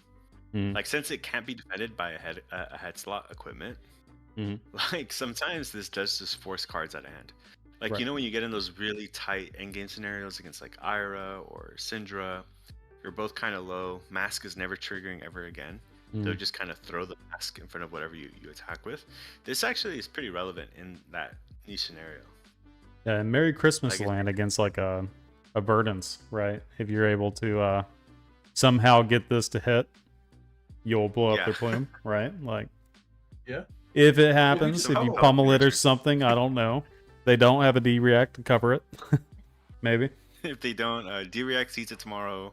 No. Yeah, exactly. Like any of these millions of cards that they have that are defensive. But yeah, it's just a better card than the ones that we already have that are at the same rate. Yeah, it's a strict upgrade. Yep. Also, the art's cool. The art is cool. Yeah. It's got a lot of words. Guardians don't like to read. Some people won't play that because it's got too many words. For sure. And then this next card is gas. I've changed my mind. I don't even know what it says. I can't stop looking at the art. Yeah. But yeah, it's a sweet card. It's a sweet card. Wait, it has text. Yeah, it does have text. Believe it or not, chat, it has text. So yeah, this leans into like that kind of milling guardian. So it feels like the set is very much, surge, make some mid-range style decks, and then you got like your grindy fatiguey decks in a way, almost active fatigue, because this would be like an active fatigue source. So in like a fatiguey style Victor or something like that, this could potentially see play, in my opinion. Yeah, in fact, I think it is the card you play into Verdance. Since they like blocking either way, and they don't necessarily win clashes so easily. Mm-hmm. In this, you could hit an H pot, you could hit a felling, you could hit like any number of like, it could hit a burn bear. Burn bear, yeah. Yeah, like it could hit a lot of their just power cards, and it's for every card. So they want to block 9. Let's clash 3 times. You could potentially high roll them on the clashes here. Multiple? Yeah, whenever. Yeah, whenever. Whenever a card defends this, period. Yeah. So this card's good. This is way better than I thought it was. It's really good, dude. I was down on it, and then someone told me, no, it's every card. Every card. That's wild. Okay. Mm-hmm. This card is sweet. I'm a big fan. Yeah, who is it in the art, though? We got to figure that out. Yeah, it's crazy in a warrior, too. Like, if you're playing against Fire, she has to block, or like she wants to use her boots, just punish her. In endgame scenarios, and they pitch stack those, something I call an army. Yeah, wow. Raise an army. This is a card. Is this Bravo? I'm you. I don't know. I don't think it is. It looks Everfest themed, but it also kind of looks pirate themed. I can see a fire page. This is like it could be the new Guardian that we haven't seen yet. True. MPG 130. His name's Peck. Yeah, it's Peck. Yeah, his name is just Peck. I think. Yeah, I think this card is gonna see play. It reads way. Once you understand its ability, in matchups where they're trying to pitch stack us back, or they're trying to combo us out, like very relevant. I'm really excited to try this card now. Now that I know like the effect is stackable like that. Oh my gosh. Yeah, it's crazy. It's super good. Right? Once you know what it does, it just your whole opinion on the card is like, wait, this card's actually so good. I read it wrong like the first 4 times I read it, and someone had to explain it to me, and I was like, oh, this is kind of gas. Yeah, exactly. Well, is it as good as the next card though? Ooh, absolutely not. This card is crazy. I love this card. This card makes me like smile. It just like makes me feel good about the world again. Yep. I'm a big fan of putting them in their place, man. Resolving this bad boy. Oh man, it does everything, dude. It does everything. Also, I was talking with a friend. Conceivably, if you run put them in their place, Peck Perfect, Righteous Cleansing, Leave a Dent, just those cards, you mill 30 something cards. 30. like I think the number was like 34, 38. That's kind of crazy. If you high roll, I think it's like 38. And if you low roll, it's Wow. like 30, 34, 32. You can your opponent basically starts with half their deck. Huh. If you play Peck Perfect, put them in their place, Leave a Dent, Righteous Cleansing, Yeah. you know, it's pretty crazy. You know, Terra Sunder is basically like mill 2 cards in hand. Right. So Oh, that's another I card we think missed earlier. That's another card you just had to play. Our whole blue base Yep. is not attacks. I think by design. I think they're Yeah, that's definitely probably pushing us in true. that direction. They want us to stop playing But- Macho Grande really bad. Would you ever play Tectonic Rift? that's a hard At one. first I was, but not as much anymore. There's so many cards at this point. Also, it's a 2-block. Like it's pretty low Yeah. on the totem pole for me, at least right now. But yeah, like- guys, this card put them in their place is insane. It's an absolute monster of a house. It's hard to block out. It gets evasion off of Valda. It's pummelable. it's the perfect It stat line too for her, is- because you want to make 3 Yeah, surges. and- That's like your consistent play line. So it's Yep. just a 2-card 10. Yep. Yep. It makes seismics on the back end. Yep. Like Yep. this card does everything. It also dodges what's that? Instant discard. You can't make tokens. A Ripple Away? Yeah, Ripple Away. It gets Mhm. around Ripple Away because you get the seismics off of Valda's ability, not this card, but it forces the discard. Right. So it's like it does everything. I think they couldn't have printed a better specialization. If it would have been a yellow with 9 power, it would have been significantly worse. It's Yeah. perfect in red. It's perfect as a 10. This is an all-star. 11 out of 10 to me. I thought when I was like cooking up what a spec could look like for her, I was like, I would like this effect, but I think they'll make it where they put the cards on the bottom because I think discarding them is just too good. Like they wouldn't do that. That'd be too strong. And here we are. This card is ridiculous. Yep. Yeah, there's no recursion with it. So, you know, once they discard those tarantulas, those codexes, good luck getting them back. Right. Yeah. It is Oh, like- they could remembrance. Come on. Not the tarantula, Oh. but the codexes. I mean, you know, once we get into the meta where, you know, our opponent plays with 36 less cards in their deck because we're running all the mill cards, that's, you know, now we have a game. But Yeah. until Yeah. then, also all these new cards make Gravy very fatigable now. I don't know if you've I don't know if you have considered that, but he goes through his Yeah. deck already pretty fast. Yeah. And yeah, this is And he gives pretty you so nice. many surges too, because he's just drawing like constantly during his turn. So you just passively get surges from her effect, right? Yeah. Mhm. Yeah, you could probably like mill someone out by like turn 8 if you just draw the right disruption back to back to back.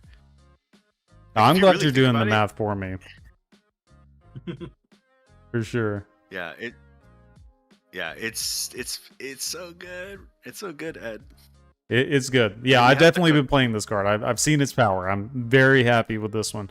Once all these cards get coded to Talishar, I'm going to be going crazy. We're going to be gaming. Lots of streams. All right. This was the most excited when I saw this card. Like, I was the most excited seeing this. This is kind of what like kicked it off for me. Because obviously we've all started with Bravo. We all probably remember the days. Well, maybe not some of you, since you started a little bit later. But the list all had blue unmovable. Like 3 copies. Every single time. And this is just like better blue unmovable. You don't get the extra defense, but like it's free sometimes. That's pretty good. It's pretty good when it's free. Yeah. And I it's a love blue. 0 for 5. Yeah, this card's nuts. And it turns on Yeah, your well- hammer. It does everything. It turns on the hammer. It gets reduced. Sometimes, you know, if you have like, I remember how I was saying you have sometimes you know, a lot more yellows in the deck. Like if you even have the 1 seismic, like now this is literally blue staunch response. Like Right.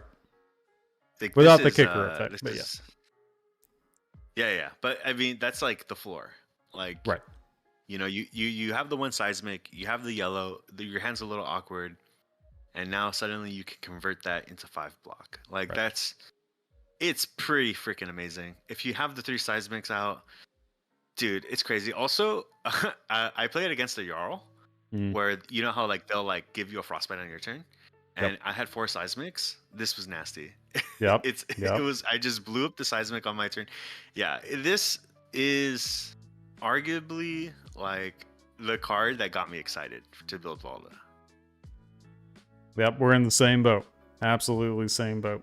And this is a card that like makes me want to play Seismic Eruption in Bravo because this just kind of slots in to that. And if you're playing like Tech Plating Bravo, if you wanted to play Flexors and you have the 1 Surge, this is, you know, your staunch response, and then you can use the extra for the Flexors, or you can use your Flexors, you know, against the Go Wide decks. You can just be a Flexor deck in general and use this card. Yep. And also the art's sick. Like I think we glossed it over quite a bit, but the art in this set is a home run. Oh, a lot of these pieces are just gorgeous. all Some of good the stuff. you know, because Yeah, a lot of Leyline, the Clash. a love lot all of the those. Guardian cards are like WTR, right? And like a bit of Tails, a bit of Everfest. But since we were still using a lot of the WTR package, you know, but now that we, you know, are in 2025, we're getting the MPG cards, the Super Slam cards, the art has gone into a point where like you get to run just beautiful cards as well. Like this is shiny cardboard. Well, I love it. you know, not to be negative, but we're about to tone it down a little bit. We've been seeing a lot of banger cards, right?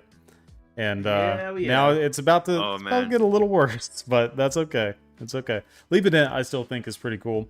Again, it's like a more of a tailored deck style. Like you're playing Peck Perfect, maybe you're playing Leave a Dent, right? And you're trying to get the crush effect. The nice thing about this one is it's the next Guardian attack. So that means your weapon as well. So if your opponent is one of those decks like Syndra, where they really don't want to block, then, you know, if you have that extra card, this isn't bad. Hey Ed, I don't think you saw the synergy yet then. Okay, what's the synergy?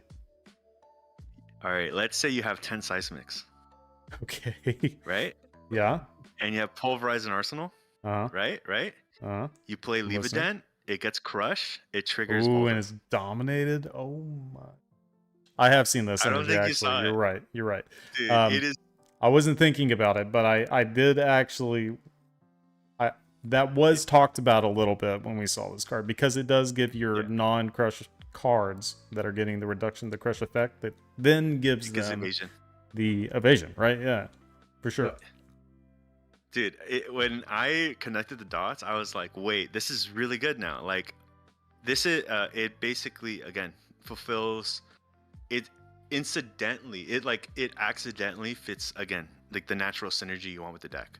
Like, this is in no way not a home run. When I first saw it, I was a bit doomer on it. I was like, oh man, like we got some random, you know, Crush doesn't, you know, because we would always joke around and be like, oh, Crush isn't a real keyword anymore. Right. It is when it gives evasion. It is when you can give a card dominate that doesn't have it. Like all your the, what are they called? The old ones? Yep. Now they all have I mean, they already had evasion, but now they have a did, non-guardian hating text.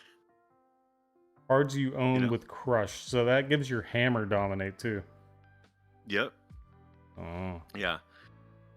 Okay. I wouldn't call this a home run, but I need to play it. I think it's good. I hope it's better than what I'm thinking. Yeah, it's not an embarrassing blue. Right. Yeah. Exactly. Unlike the one we're about to talk about. Yeah. This is Anvilheim. What's wrong with that? This should be a Olympia card and just take off the Guardian and say -1 off of like equipment instead of offhands, and it'd be pretty good. But yeah, this one's kind of It's good with like one card specifically. And I know you guys know. Yeah. It's good with Yeah. Savior. Say, is that what it's called? I thought you were gonna say stalagmite.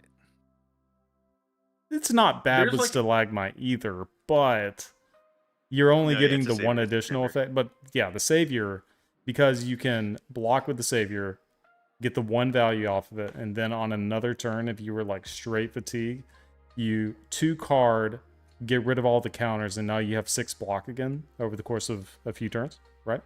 It's not Yep. bad, but I don't think that game plan is good. So Nor it sparks excitement. Yeah, know? this isn't the no. Guardian I want to play. Like Ah. you just expressed the highest skill floor for this card. Right. Yeah, I do it's, think there's like a world you play this with Stalagmite though, where you go like off of Tunic, taking a counter off. as your and, one like, card, that's sure. what- Yeah. You do it as a Tunic and one card play, and that's it. But otherwise, it seems pretty mediocre. Yeah, but you have to replace one of your Earth, Ice, or good non-Earth, non-Ice cards to play this card. Yeah, Oh, 100%. You know what I'm saying? Yeah. So it's like pure fatigue, but it's Hey Ed, we were trying to be positive. okay, no, okay. it's Well, we pretty- can be a little negative. We've been Yeah, super yeah. positive thus far, and now basically every yeah. card there can be some chaff. It's fine. Yeah. It's if it had fine. go again, I think it Oh, would dude. definitely have legs. If If it had Go go it would again, have it'd be legs. really good. I Yeah, would say like, really good. now It we're would talking. it would see a good amount of play. I don't know if it would be like an all-star or anything like that, but if it had go again, it'd definitely be something to look at for Like- sure. But as of right now, Yeah. I'm not looking at it. Do you remember the days of Mage Master Bravo? I mean, this could be it again. Yeah, Mage yeah. Master, Mage visit, Master go again. visit. Yeah, let me sacrifice my blocking equipment to be able to visit. That sounds great. Also, Hey. pay a resource, so I have to use Tunic. Yeah, oh yeah. So good. Oh, I'm sold. I'm sold. All right, moving on. Daily grind. This is more of that clash, blow up the other person's deck. Attack action cards you control. Whenever it defends, clash to the hero. If you win, or whoever wins, they destroy the top card of the other hero's deck. Does not have go again. So Yes. that's the main downside with this. But I actually think this card is pretty playable. It just has a 1-card play. If you're playing like Miller Victor or something, and you want to be clashing a whole bunch, this could be one of those cards that you would potentially replace some of your other non-attack action like blues or whatever. If you, let's say you're playing Terra Sunder, you're playing, this could replace Visit, as crazy as that sound, if you're playing that specific kind of playline, right? yeah. 100%. So Yeah. I mean, it's, if you plan on laying your hand down anyway, and you blow up more of their deck, probably not bad. I don't know if I'd play this in like the Peck Perfect Balda or anything, but Yeah. it's not definitely- inherently bad. No, 100%. It feels bad that it happens to be on a card that is also a miss. I think that's just the thing that kind of gets me about it. Yep. Yeah, 100%. you adding this card introduces more misses to your deck, right? So Yeah, I wish we had a crush ability that said, crush, your attack action cards you control get when this defends until the end of your turn. Then now we're talking. Maybe that's cool design. Yeah, because But it makes the other- block, which is neat. right. But other than that, I'm not I'm not the most excited about this card. Yeah, it's fine. It blocks 3. Obviously, Seismic Shelter. We know that card's pretty good. Yes. Pretty yes. excited about that one. Go again, 0 cost, everything we want. Seismic Eruption, Dark Ritual. We know this card is very good with synergies of the other cards that we've talked about. And I think multiple Guardians will be playing this or testing this. And it'll probably find its home in a couple, not just one. Definitely in Valda, maybe in Bravo.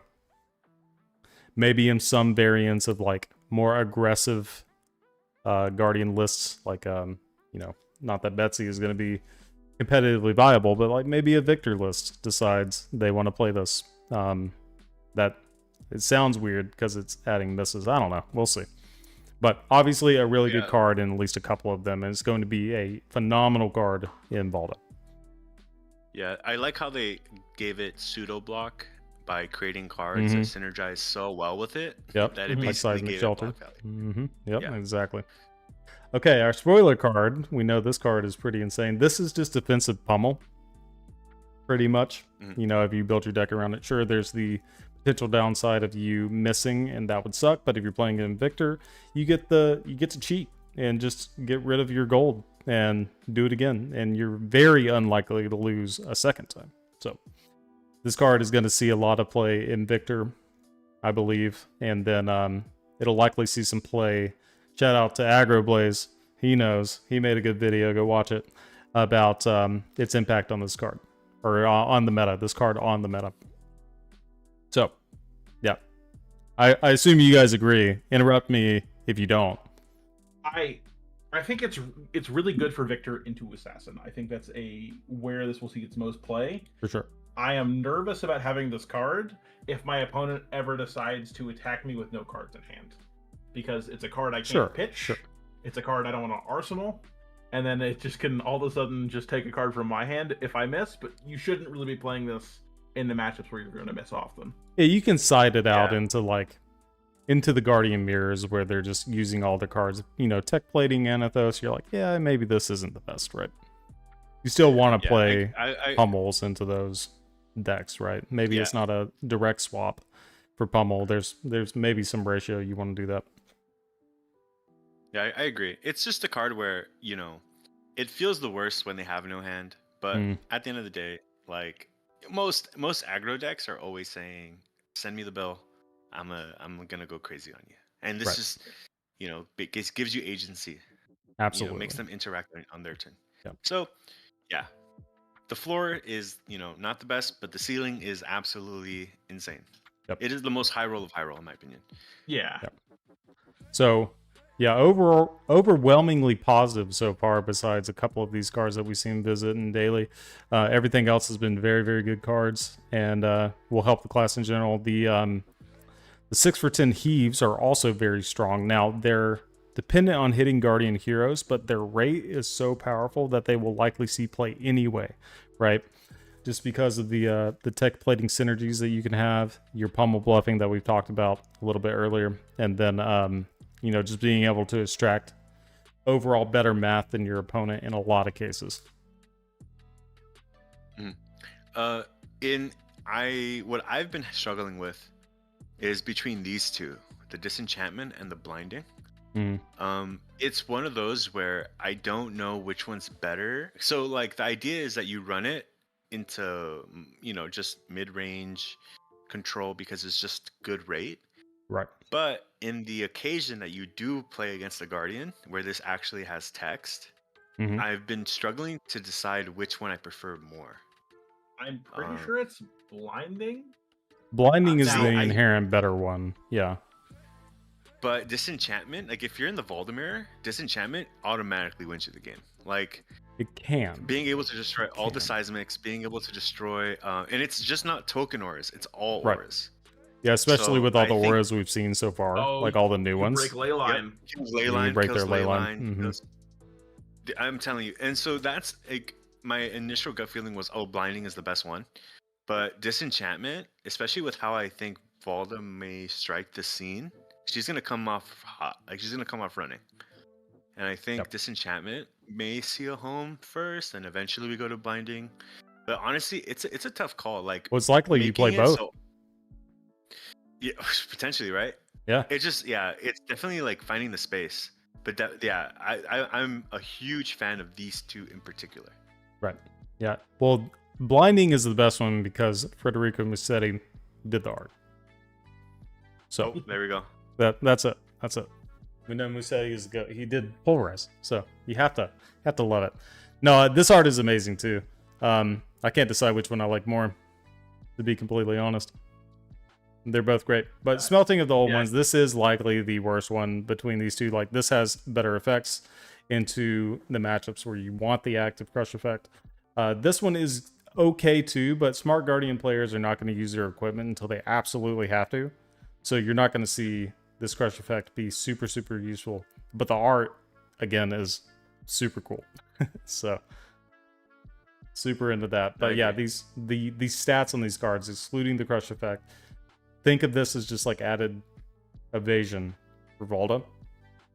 It's very good. Like 3 for 10 dominate, leak, 7 to 4 or 5, whatever, maybe 3 if they have a defense reaction or something. But if they're using their defense reaction on your like vanilla attack effectively, I feel like that's a win in a lot of cases.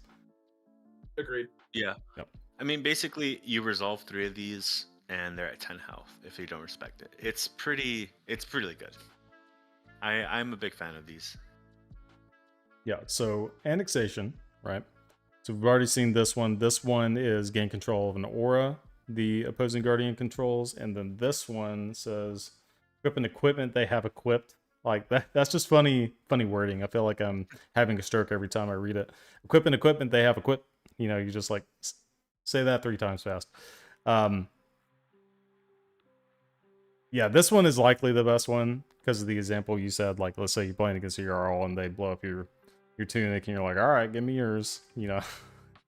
That's pretty good play. I'm just sorry, but that's just pretty so hilarious. Like, pretty good play. It's just so funny, dude. Like, it's crazy to think that the best line of play for the Jarl is to just block with the tunic. Like, in that case, yeah. If they can't block it out, the best line is, okay, I'm gonna block with my tunic. It's just so funny to me. Here's an important piece of text to this too. It says equip an equipment they have equipped. It never says anything about give it back. So if you just steal their equipment and you just pack up your cards and leave, you got a free equipment. Like, it's literally the most value. If they have like an Artean tunic, dude, you're rolling in it. You already won the tournament at that point, right? Yeah, I'm like, paid rent. Hey, thank you, dude. I probably could see it on the spot, call an Uber, get some Indian food. I'm good. Yep. Okay. No, definitely, I think, yeah, Annex is good. Yep. Oh, also, you can take Stalagmite. I don't know if you know that. Yeah, they would block with Stalagmite, though, for sure.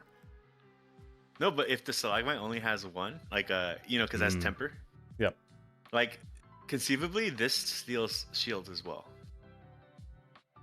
As long as you have an open slot like that too. Yeah, for sure. Yeah. And in the mirror, well, you can't steal a Stalagmite because you're going to have a 2-handed weapon. Oh, yeah, true. Yeah.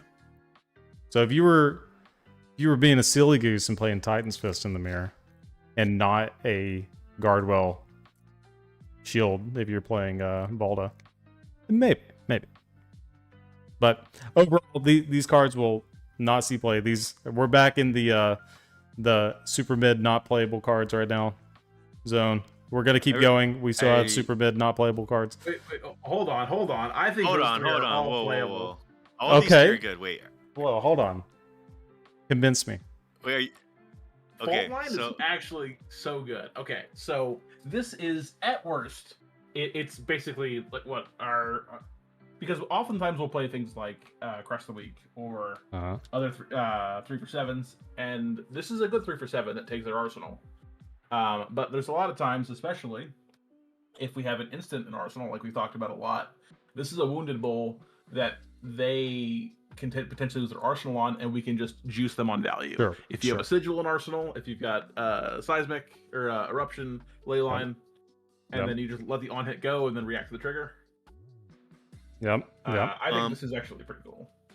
Yeah. Also, if you think about like the Pleiades interaction too, like when the new aura instant, this plays off of that fairly well.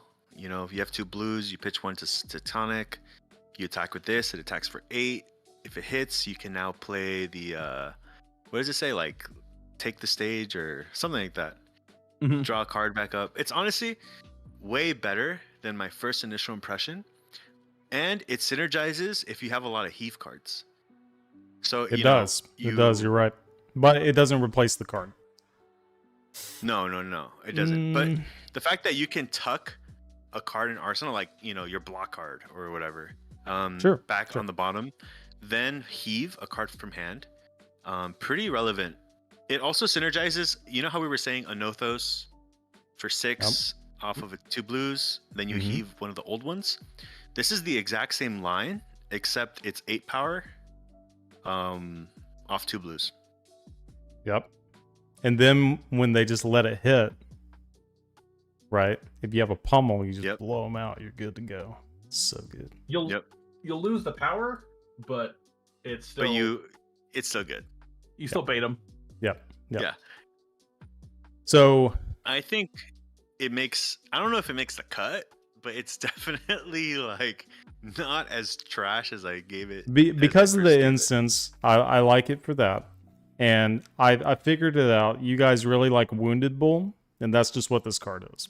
And Exactly. that's all it is. And then the next card is also Wounded Bull, but it gives your opponent a card, which is pretty mid. It's pretty Okay. mid. All right, I don't want to be the guy to really say it, but I've been playing Volda a lot. This card is actually insane in Volda. Oh my gosh. It makes the cut. It makes the cut. This is not copium. It makes This the cut. guy. Once you no, dude, once you play it, Ed, once you play it, dude, you're gonna at me and you're gonna be like, I see the vision. I promise you. You're gonna be testing in like a little over a week, and you're gonna at me. Promise you. If you're gonna play this card and you're gonna be like, you were onto something. This is not a 3 of, but it's definitely a 1 or a 2 of. It does everything you want to. I also had a play where I terrace undered it, and it was disgusting. It genuinely does everything. 4 card 9, buddy. Yep. And you gave them a card? Man. Yeah, but you stole 3. You stole 3, and you That's created true. a seismic on the back. Volda easily makes this a 0 cost. Like I think this card makes the cut.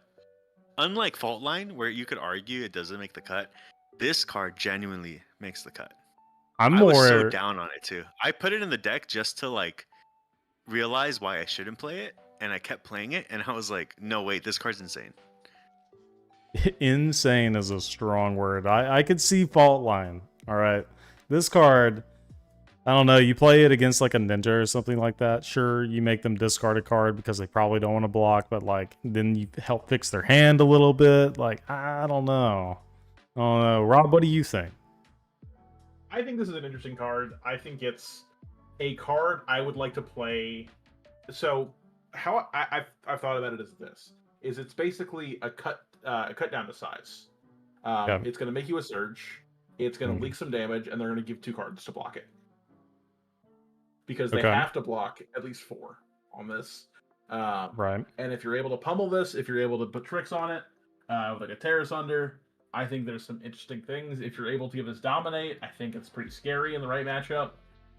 It's something I really want to play with and just see when to play it. But I think in the things like Slippy, it's actually pretty reasonable. Okay. It scares me that I'm doing some hand fixing. I'll for try them, it. but I think it's. Ed, you're gonna better than it at reads. me, and you're gonna be like, hey, you were onto something. It's way better than I gave it credit for. And I was really, really shitting on this card. Like, I was upset. Yeah, the only saving grace is the art was sick. The art So I is was sick. like, oh, It is super yeah, good art. And now that I feel like I want to play it, makes me even more ecstatic about it. Like, I've really turned my faith around on this card. Either, I don't know. I think Talishar OpenCC lobby isn't the best testing ground. But Sure. You don't say. isn't calling level testing, but I don't know. I think it's better than we think. I'll the give next it a one is shot. really I won't discount it. This is one I will play a game or two with and see. Like, I need to do the math on it a little bit more, right? Because it's a 2-card 8 that gives them a card. And if they decide to give you 1 card and a piece of equipment, like, that's... it doesn't really change a whole lot when it comes to that. You hand fix them. It's The crush effect is really what telling makes you. it. Yeah. If they give you 2 cards for this, like that, it's really not that bad. Still leaked It's our red boulder drop. You know, they didn't give us boulder drop, they gave us this. You know? Well, All right, that okay, one might hold be a on. little copium. Let's no. Yeah, boulder drop is way better by a lot. I know. So, yeah, 3 for 8. If you think about it, they get the extra card. You can basically say this is a 3 for 5 with a discard. If you think of it that way, you know what I'm saying? Yeah, it's That's- only for Volta. That sounds pretty bad. For Volta giving you an Really extra bad. surge, that means it's a 3 for 6. I mean, why am I not playing Concuss, right? Fair, or like cut down the size. Right? Give it a shot. Give it a shot. I'm just, you know, I'm just arguing with you for content's sake. Yeah, It's yeah. fine. Hey, when I see you play this at KC, Yeah. I'm gonna It's be like, it's I a told him 3 so. of. I told him.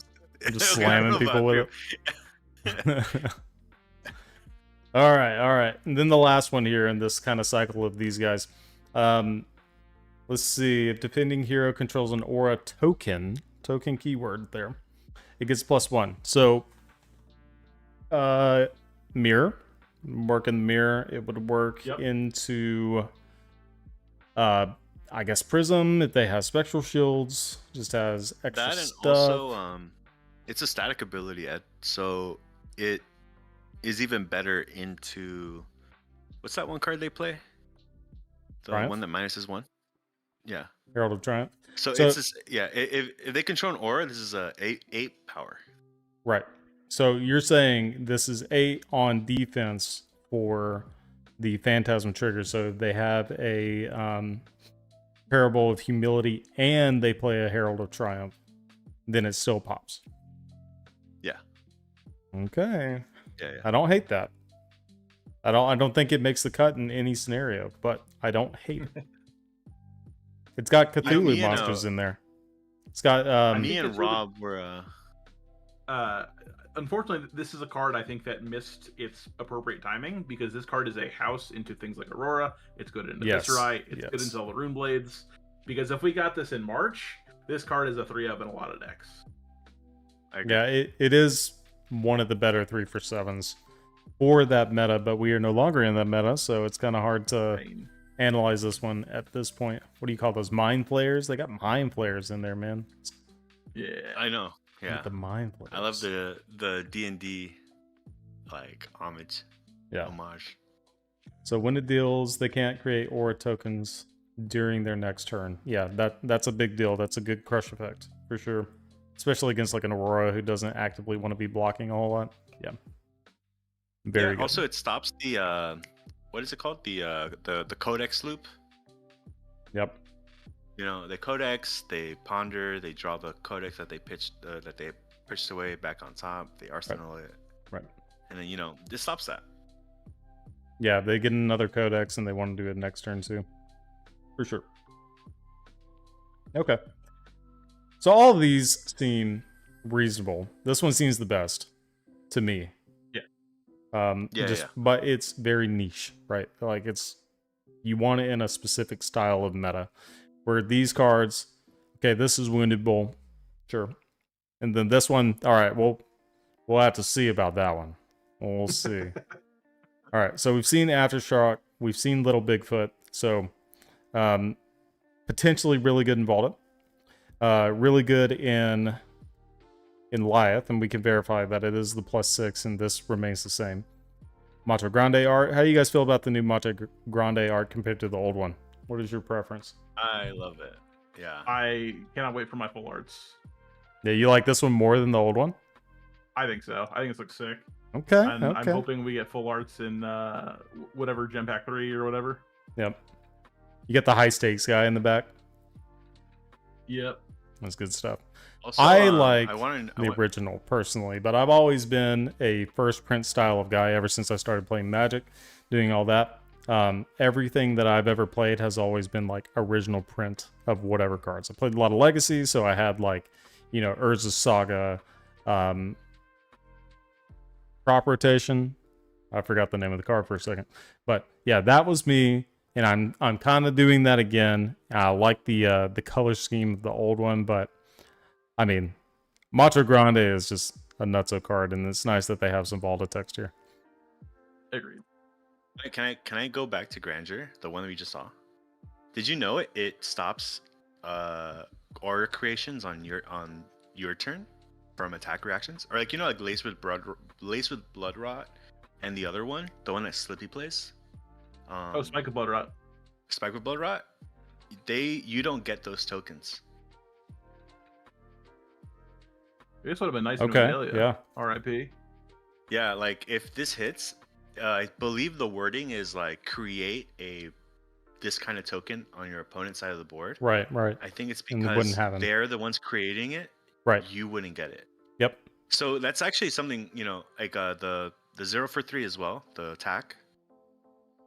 Like there's a lot. I actually think again, like this. Yeah. Mm-hmm. I know we were saying it sees This fringe has some play, text. but yeah, this has text. Like Yeah. Yeah. Okay. Yeah. Yeah, I wasn't really thinking about that. Ever since Azalea has gone away, I haven't thought about the Pox tokens, really. But it definitely, yeah, even into like Slippy and stuff, because they play a lot more of that generation than the Marios and whatnot. Okay. Mm-hmm. It's gonna be hard building these decks. We're gonna be brewing for a while. It is gonna be hard. We have so many options now. It's not even close. Okay. So, still pretty good cards. Again, these not amazing, but we're gonna get to another one that's pretty good. Draw a Crowd. I personally do not like this card. I don't. Not a big fan of it. Tell me why you're a fan of it. Tell me.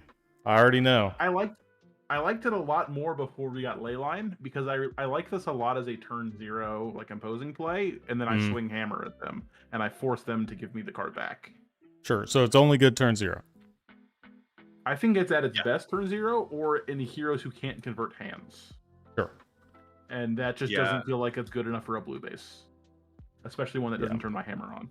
It costing 2 is pretty problematic in a lot of cases. Sure, you can like tech plating and then swing Anathos, but like, I don't know. I'm gonna be honest. I was high on this card. I think for the first, like before we saw any other reveals, I was like, oh, like this card might actually be like the juice. But it's only really good in Earthlore bounty lists, which I don't think will be the right approach moving forward. It gives aggro decks this is the worst card to ever play into an aggro deck. Absolutely. It's only really good. It's only really good turn 0, and yeah, I'm just so off of like Aftershock is better than this. Like we just saw a card that is substantially better, and I'm just not high on this card anymore. It's Aftershock. Funny how like not an Aftershock, the one that heaves, that isn't an aura that you thought was an aura. Overswing or whatever it's called. Something. The 2 cost. Something, the action. Exactly. The action. Yeah. Like that card is better than this card in my opinion. It is. I agree. It doesn't give your opponent a card. It really just gives your next attack +3. That's so underwhelming. They both have go again. Yeah, I'm so off. Yeah, it's really hard to convert this card, for sure. I did try it, and the amount of Surge generation I was getting in my Volta deck that had this was insane. But the downside, like you guys said, just against like aggro decks, it's just not good. It's not good. Yeah, and it's funny because it's 2 costs, right? So like and the text reads that it's really good with Earthlore bounty, but truly, if you're running Tectonic, you're still making the same amount of seismics. You are. Like it just I don't know where the home for this one sits anymore. Yeah, we just have better blues, I think. Yeah, I definitely agree. This is definitely outclassed by the other blues that we've seen so far. Promising Terrain. This one is good. Insane. This one is good by a lot. It's the way you can tell a card is good, just for the chat, right? Is if it has 0 or 3, go again, and it blocks 3. If it does all those things, it's likely pretty reasonable. And then if the text is any, like, if it has any relevant text, it's just gravy, right? So yeah, this is just Mordred, but Mordred for surges. What'd you say? I say we don't say that word here. Gravy? Yeah. No, that's a bad word. You're gonna bad give word. some people PTSD. I know. Give Josh PTSD from his 0 to 60. Oh, from that game, that was nasty. Dude, he got destroyed. Yeah, But yeah, like, that was like 20 game. That Gravy took like 20 game actions, and then Josh lost. Yep. I was In one laughing. turn. He was like, I just love his reaction to the whole thing. It was just so funny. Yeah, we had a good time. We had a good time. But yeah, Mordred for surges, right? And honestly, it's not bad into gravy. But yeah, just like making a bunch of surges and whatnot off of them doing their draw effects. So like when Aurora comes back, she's drawing a bunch of cards, which we know does happen. This card will be better for that. But with the Leyline, being able to, make a seismic and then heave, whatever you're doing, it doesn't matter. It's just you get an extensive amount of value, and you're getting a draw card, and you're gaining a life. Like, yeah, I'm pretty big on this. Yeah, this card is monstrously good. I genuinely had a turn where I played 2 of these out. I arsenaled Rouse the Ancients. I drew Pulverize with Terra Sunder. I created hella seismics. On my next turn, I was playing with a 6-card hand with Arsenal. It was just insane. The things that this card pulls off is like it's just like a miracle. It's this is the card. Yeah. Like all the other cards, this is the card. Yeah, this is a blue that's effectively a blue 0 for 5 in the right circumstances. Right. Pitches well, blocks great. Like this is like an MST level card. Yeah, definitely. It's super solid. Yeah, this is a blue that's a red. Yeah, if you can consistently get the draw card off of this, it's so good. It's so good. So, yeah, where's Batter to the Pulp? We see these 2 here. Where's my Batter to the Pulp? It's not in the set. It's not, dude. It's so frustrating because I don't have any promos. Oh, they're probably $1 million too. No, I'm good. We'll try to make it work without it, or I'll borrow from some teammates or something, so I don't have to spend the absorbent amount of money for those promos. Yeah. So, okay, we're getting to the point where it's a lot of stuff that we've seen today. So all these clashes and whatnot. Clashes pretty mid, not good. Their base rate is fine, but they are really not playable compared to like any of these other things. Tectonic Instability we know is a house of a card as well. If you guys want to hear about that and you're getting in here, go to the beginning of the stream. That's when we were talking about it. Buckling Blow reprint. Okay. Cartilage Crush reprint. Yeah. Yeah. Well, Cartilage Crush is actually one of the better 3/7s just because of the crush effect. So I actually don't hate this one when you pair it with the overswing plus like a Cartilage Crush, because it does make sense. Like the math in Valda is you want 3s and you want 6s. Unless you have Leyline, then your math changes a little bit. But in general, Leyline out of the way, these are the cards that you kind of want. So like the 3s, like what did you call that card? The one that was like the discard cut down to size? Yeah, like you're cut down to size and your Wounded Bull and your Aura thing, and then this. This is likely one of the better ones. And then Crush the Weak, obviously, too. Yeah. So I don't hate this one. Yeah, this is Jarl's ability just on a Guardian card. Because like decks are so optimized for resource curves, right? So being able to make something cost 1 more often costs a full other card. Right. So in a way, it's Red Boulder Drop. This is... Well... Well, hold on. I almost continued. No, it is not. We need that Red Boulder Drop, man. But this is one of the better ones out of those. Crush the Weak is situational, but when it is good, it's better. But this one is generically okay, right? So this could be the one that you go for if you're not going to pick one of the new ones. What I am sad about is they didn't redo the art. This Yeah, is the art's WTR fucking card. awful. Yeah, like this, and this is what I This- mean when I said this is like the WTR art. This is Like, the you only know? bad WTR in my opinion that I can remember at least. I think the other Look at Demolition WTR Pro. art's pretty good. Oh, okay. Well, that card's not playable. So Okay. Yeah. out of the playable, you know, it's- semi-playable cards, this one's. Sorry, Mike. Sorry, Mike. Datzel. But It this just is- looks like this chick is elbowing like a surfer dude. Like, It doesn't even look like Volta really. Besides like the yeah. Yeah. the pauldrons and breastplate and all that. But yeah. But yeah. We can go to Chokeslam. All right, Chokeslam. Goated. Yeah, card's actually good. We know this is good. It's likely still going to be a blue unless all of these like extra blue non-attack actions or auras are gonna like outshine this, because it's not gonna be like headbutt likely. It might actually be better than headbutt just because its effect is a little bit better generally. But the red could see a cut, but this is usually the best 4-for-8 red before this set came out. Yes, I agree. It's just decent rate. Its ceiling is too high. It's either the 0 or like 6. Yeah, even at 0, it's still on rate. Wounded Bull Yeah, and level, right?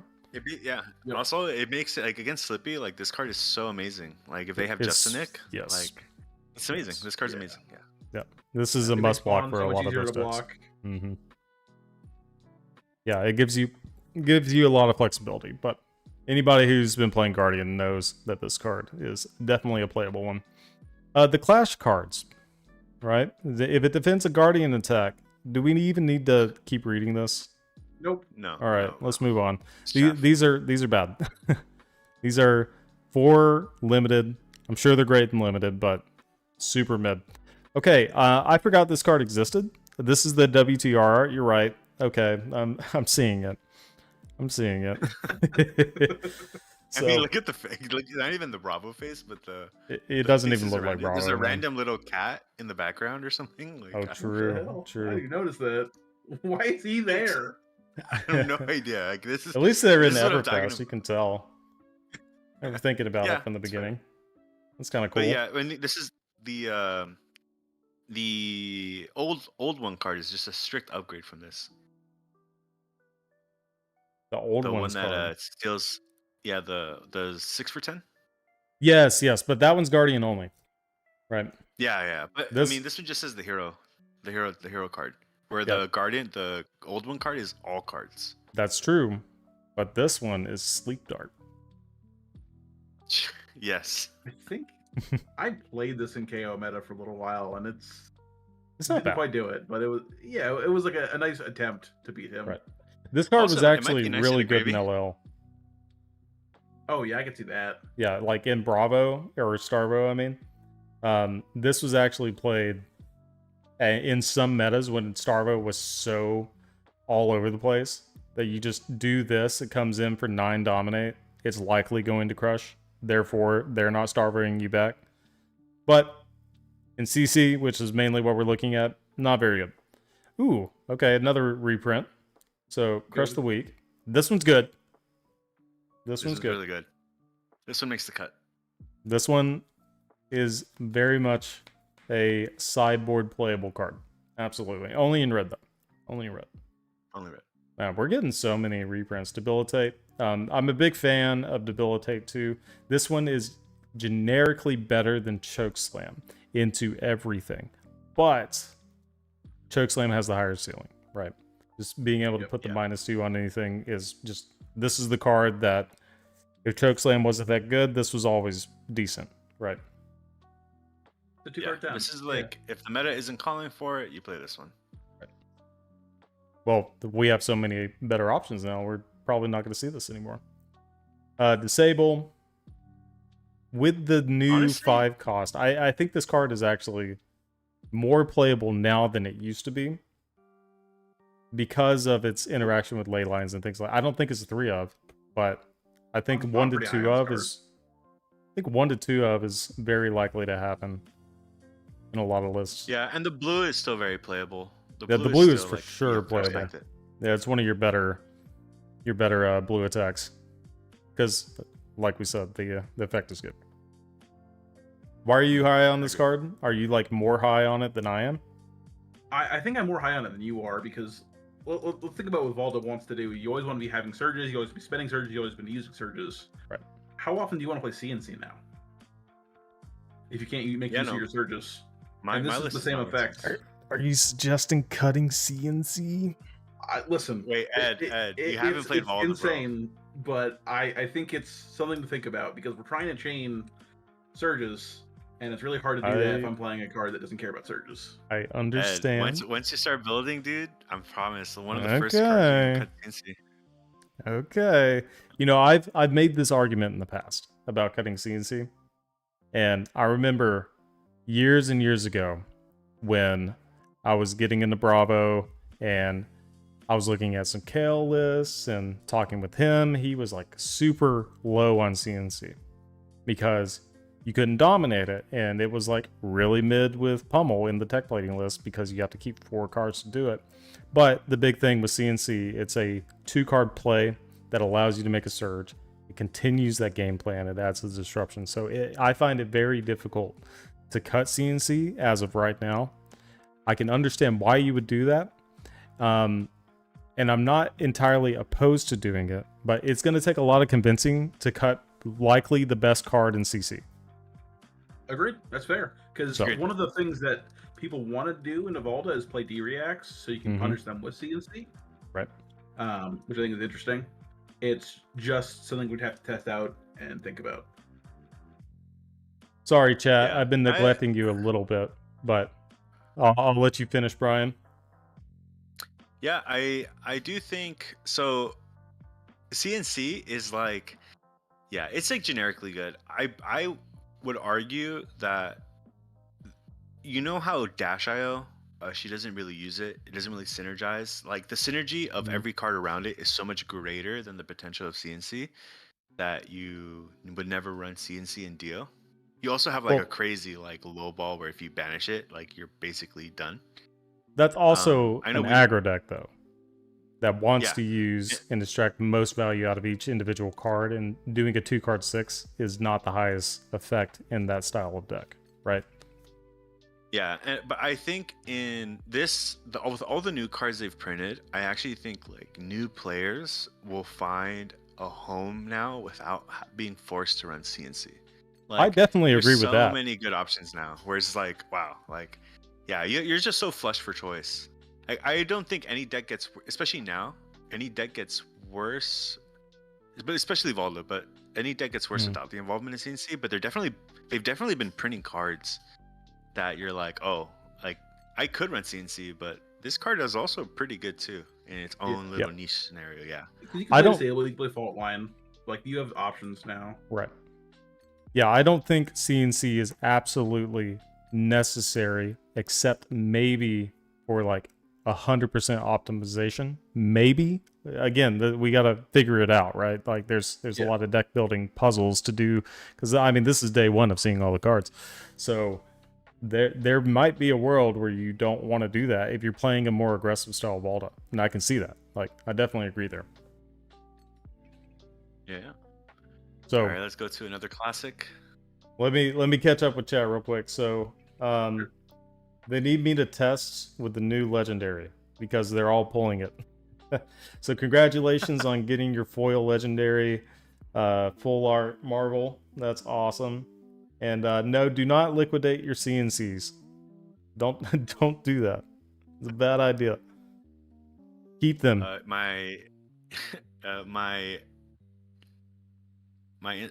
Discord, okay, is at Cloak. Please, if you want to sell your CNCs, reach out to me. I will happily take them. Yep. Sell them. You know, if you want to sell them to me for 60% of their cost, so I'll buy them too. You know, if you want to just make a quick liquidate all the CNCs. Liquidate all the CNCs. That's right. Yeah. Obviously, don't get rid of the best card CC. That's probably a bad idea. Flatten the Field. This card is pretty trash. So yeah, it's chaff. Yeah. This card I actually think might be okay. It depends. Yeah, this definitely sees a home in the like, I'm just trying to mill you out. I don't think it's like especially amazing, but it's good. And If you need I can see extra it being, like, density, hard. go ahead. Yeah, I could see it being like 77 through 80. Like, it seems like it's Yeah, it's not filler. embarrassing to play. Yep. I also feel like this is one of the few cards that could have had flavor text and didn't. I just Yeah, yeah, they have so much area to put flavor text. Yeah. Yeah, it depends on the numbers, right? You were talking about, Brian, you were talking about a deck where you can do like mill Volta, and depending on a certain amount of cards, you can mill up to like 30-something cards. They basically start with half a deck. If for whatever reason you wanted to swap those cards out with this card, because this one might be a little more efficient because you need more attacks, like I could see that happening if that becomes an archetype that is important. But it would be, like Rob was saying, likely your 70-something card as filler. It wouldn't be like, okay, this is my baseline, right? Yeah, of course. Cool. All right, Robo Razor, we talked about this one. Heave 2 comes in the rainbow. I'm a fan of the blue. Are we a fan of these two? Definitely not. I don't think these. I don't think I could play red. Yeah. I want to think about it, but I don't think I could. It's like this is like you pulled this and you didn't pull the old one. You know. Yeah, I think true. if I could play like a lower power format and like play that the shell armor, maybe. But like this is not for CC. Right. Yeah, I think the blue is good. The blue is definitely playable, I should say. Again, it's probably going to be outshined by a lot of these other like insane blues, but I mean, this is one that is a better 6 power blue than some of our other options like Buckling Blow and maybe even Debilitate. Depends on your crush ratio too, right? Like if you need additional crushes for your Volta ability, maybe it is right to not play this card and play your Debilitates or something. I don't know. We'll have to see. We'll have to math it out. Thump. When this card first came out, I was so hyped for this, and then realized the interaction of like, if you pummel this, they can still like D-react in response, so it's not as good. This card's really good in like Clash Victor with a bunch of thunks. You like that? Oh yeah. If you want to have a good time at Armory, it's not bad. Yeah, otherwise, God, I wish this card was better. This card could be better and get better now with the front pumps and things like that we have seen, like the Heave 2 one. This card actually could be pretty decent. I don't hate it. Yeah, it could be. Yeah, so it could be. It's just finding a way to get the power increase. Like it has to be specifically that Heave card, you know? Right. Yeah, it's very very specific on that, or might generation. So we have like lead with power and all that. So maybe there's a world where maybe like a Betsy decided they wanted to play this and they could do it. But you know, this is an old card. Goes crazy. What's that? Adult Terra would go crazy with Thump. Oh, dude, yeah. This card is insane in Terra. I forgot Terra existed. Yeah. To be honest, I haven't played Blitz in so long. We could soon have 7 Guardians in CC. That's true. That's true. And it's crazy that we haven't had a Guardian rotate in a while, other than Oldham. It says a lot about the class, unfortunately. Yeah, don't remind me, man. CNC is mid and Volta, is what one of the chatters says. They agree with you guys. They agree. Yeah, look, Ed. Look, I'll say here first. You're gonna at me. And you're gonna be like, dude, you were onto something.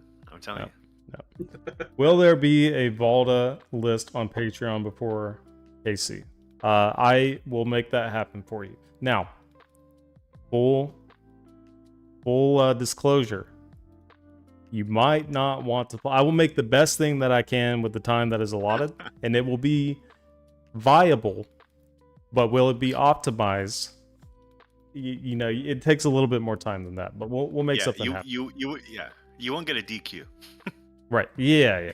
You'll be a flesh and blood deck of all time. Yeah. It'll be fun, and it'll be probably pretty good, but you're gonna get paired into certain matchups that we haven't completely solved yet, like Gravy, and you're gonna probably have a hard time. So make sure you get your batter soap pulps. Absolutely. Thunderquake, we know this card is just inherently good. I mean, this is going to be like probably an auto include every single time in the Yes. blues, just In because the the blues, heave, yes. the Yeah. heave is nuts. Now that we have the old ones, this is just a strict upgrade from the old ones. Although not this one. The old ones are a strict upgrade from this. Right. With tech Except in plugging. blue. Yeah. Where this card's crazy. Yeah, you definitely play the blue on this one, but the rest you don't really touch because the old ones are just better. Like they're just literally better. This was one of the cards where I was talking about with Leave a Dent, where it's actually not. Like this is like very relevant. Right. Where you get the evasion. Like this is like one of the ones where I was like, yeah, Leave a Dent with this. Yeah, it's not bad. Okay. So we've talked about Overswing. It is indeed a rainbow. I know we already said that, but I'm likely to test the red because I'm likely to think about the 3 costs and maybe even some 5s or something. I don't know. I'll have to do the math on that. But just having the additional attack on your evasion could likely be very good. The blue one also is interesting as well, but it's only +1. But the Heave 2 is really the big thing that I'm looking at. Yeah, and also like in a concuss, in a thump, in a like command and respect, like this card goes crazy at the armory if you're trying to have fun. Yeah. I think the red it might actually be playable, like very playable. So, we'll see. I think so. Seismic Stir. I don't think this card is playable. Yeah. I mean, there's unfortunately. the Seismic Eruption just like outshines the red of this completely. Like it's not even close. So like, yeah, these cards not the best. We got Embolden, so I'm glad they're reprinting these cards that had these inherent synergies because this is a card that we talked about and kind of alluded to, but now we can actually read it. Embolden with Leyline is probably pretty insane, right? Yeah. Just because it gives you the draw. Leyline now, the red one is genuinely on the table. Because like I think you would always consider blue before, but like now you got some gas. Now the red one, since Leyline is a card, like this is up there in like if you can keep Leyline around. I mean, I'm not saying build your whole deck around Leyline, but you tutor out Leyline, you play Embolden. It's so crazy how good this card is because Leyline is a card. I'm likely to play the blue, not the red. When the new Suspense Aura comes out, I'm likely to start playing the red, start trying it out. So, yeah, we're kind of basically, yeah, they both replace themselves. Right. Also, another what was it? Another synergy is oh my gosh, I'm forgetting now. Oh no, it had to do with the fact that this is an aura, and now I'm forgetting the synergy of the card I was thinking of. But it's fine. But yeah, essentially, this card. Leyline, it's pretty amazing. Right. I am a huge fan of the synergy with this card. 4 cost is kind of hard, but because it replaces itself, you can basically guarantee the replacement. It's definitely probably worth a slot. Maybe. Don't hold me to that. But after the new one, after Super Slam, I think this card is likely to be played. Also, this is one of the better cards in the Earth Lore. There we go. That's the card I was thinking of. This is one of the better cards in a Earth Lore bounty list. It is. For sure. So if it becomes an Earth Lore, like let's say the new Suspense Aura pushes you to Earth Lore because you don't have the extra floating generally, right? Because the way your play pattern would work is you would have 2 blues, Suspense Aura, this, and then you would redraw. And then hopefully get another blue or have a good arsenal for a setup. And then at that point, if you have like a red and Embolden, then you're about to clap some cheeks anyway. So it doesn't matter like whatever they do to you as long as they don't disrupt your hand, right? Yeah, and this card probably sees the most play in Pleiades, since you get their Suspense Auras. It triggers off Earth Lore, so you get your Seismic. So it's actually a 3 cost red, like it's because it refunds you the Seismic. There's a lot of synergy. I know people were messing around with Crashdown for a while in like Bravolis or Earthworm Empowerment. This basically becomes that card. Right. In red, once you have the kit. It's pretty good, dude. Yeah, I think I'm this excited card for is this. better because if you draw blue, it's effectively a 1 cost, right? Yep. Yeah, go again is strong. Those other ones don't have go again, which is the other downside.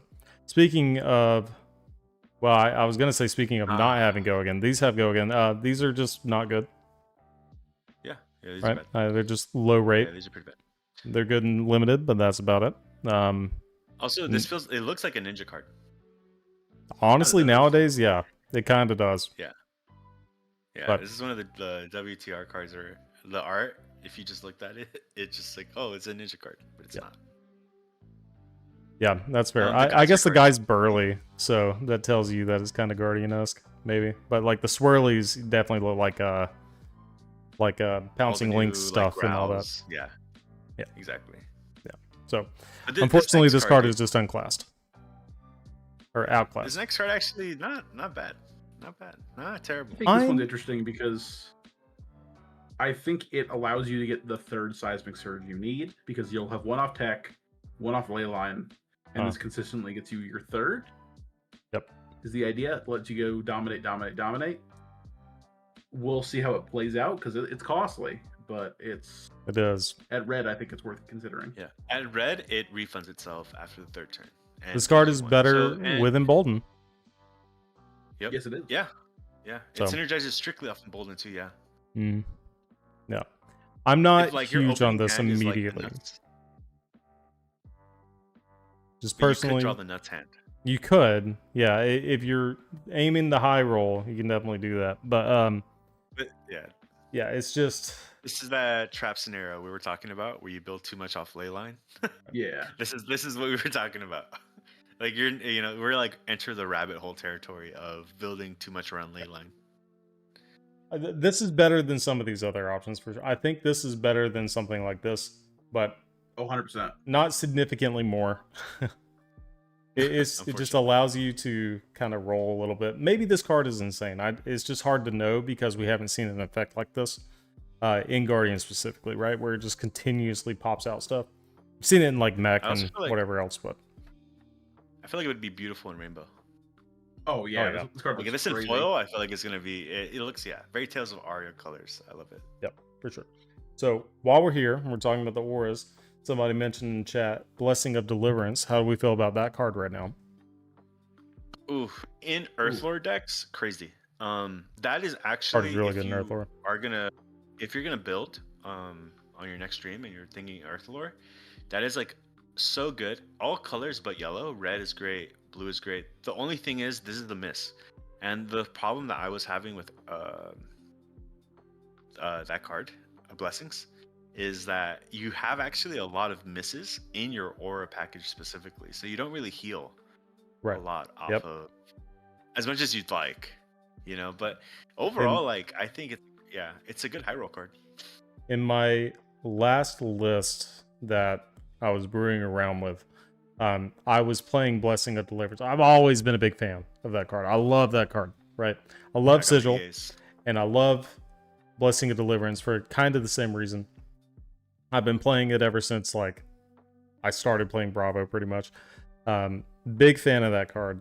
And in an Earthlore Bounty, like you said, absolutely a really, really good card. But yeah, the list that I have, the consistency was there. I was getting 2 to 3 life every single time I would do the reveal. But now with all these different cards, the consistency is just like way lower. So that means the blue is actually better. Because if you're going to 100%. only gain 1, then, it's about the same rate no matter what. Yeah. Yeah, I'm actually not too, and now that new card, what is it? The call backup. You can synergize this with Blessing. Let's go. All backup. Which one is that? The like the two. The what? Yeah, 3 for 7 that blocks the for 2. 2 for 7. Yeah, the 3 for 7 that blocks for 2 when it defends. You were talking about synergies, brother. That's Yeah, hey, we're cooking. We're cooking. Yeah, it might be burnt, but we're cooking. It's a card. It's a card. Wait. Yeah. Ooh, Stonewall Confidence. Okay. Big fan of this card. Have been for a while. It's unfortunately very unplayable, especially with some of the other cards that have been. We just have a strict upgrade now, I think. Yeah, we literally do. So, this card in the past I have played in Bravo, specifically into like Briar meta, and it was not terrible because it would like directly counteract their CMH. Yeah, it wasn't bad. Damn, that's smart. Yeah, But I actually didn't consider this card around that time. it's again, it wasn't great. It was fine. But yeah, that's the only time it's really ever been relevant. I'm sure like in the beginning of the game it was probably pretty decent. But yeah, now this is just completely outclassed. So Crash and Bash. This one's actually relevant to an extent. Yeah, I agree. I'm thinking about it. So- It's not bad. I don't know if yeah. It's worse now. And the reason is because we have so many good blues that aren't attacks that it's like, it's just not as great. Oh, you revealed a crush card from your hand. That's my bad. Sorry, I was thinking it was a clash. Crash and Bash. No. Sounds like Clash and Bash. No, it would be terrible. It'd be terrible if it was yeah. Oh, Clash and Bash, yeah. That's what I was. Okay, so it's a reveal from your hand. You get a surge token. It's good with promising terrain. It can get you that last surge that you need. It can synergize well with your shield, depending on the situation. Like this card is really not that bad. Do you want to play this over a Synchro? I'm not sure.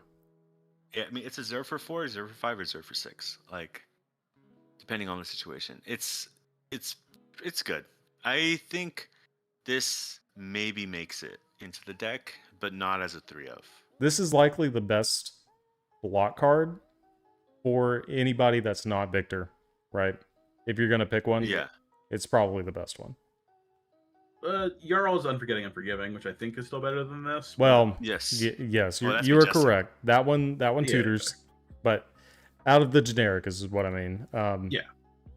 This is likely the best out of all of them, other than Victor, and I guess Betsy too. Betsy likes tests, but like whatever. Yeah, it's but fine. I still think this is pretty good. The art's great. It blocks for 4.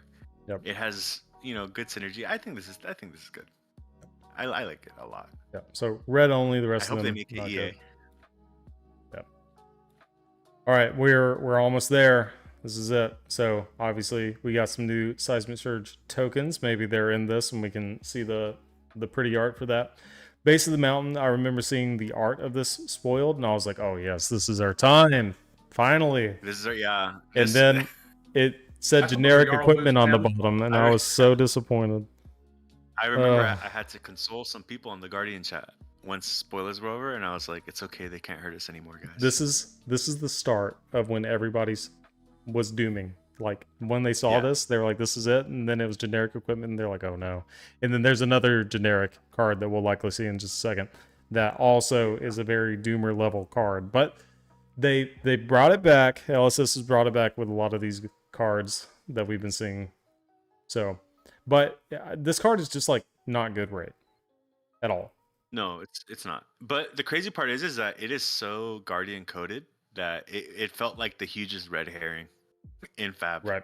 Yeah. I was like, yo, we finally got the legendary Guardian boots. Right. Yeah, exactly. I fucked up because I thought when I read these that these could block a Oakenol pretty cleanly.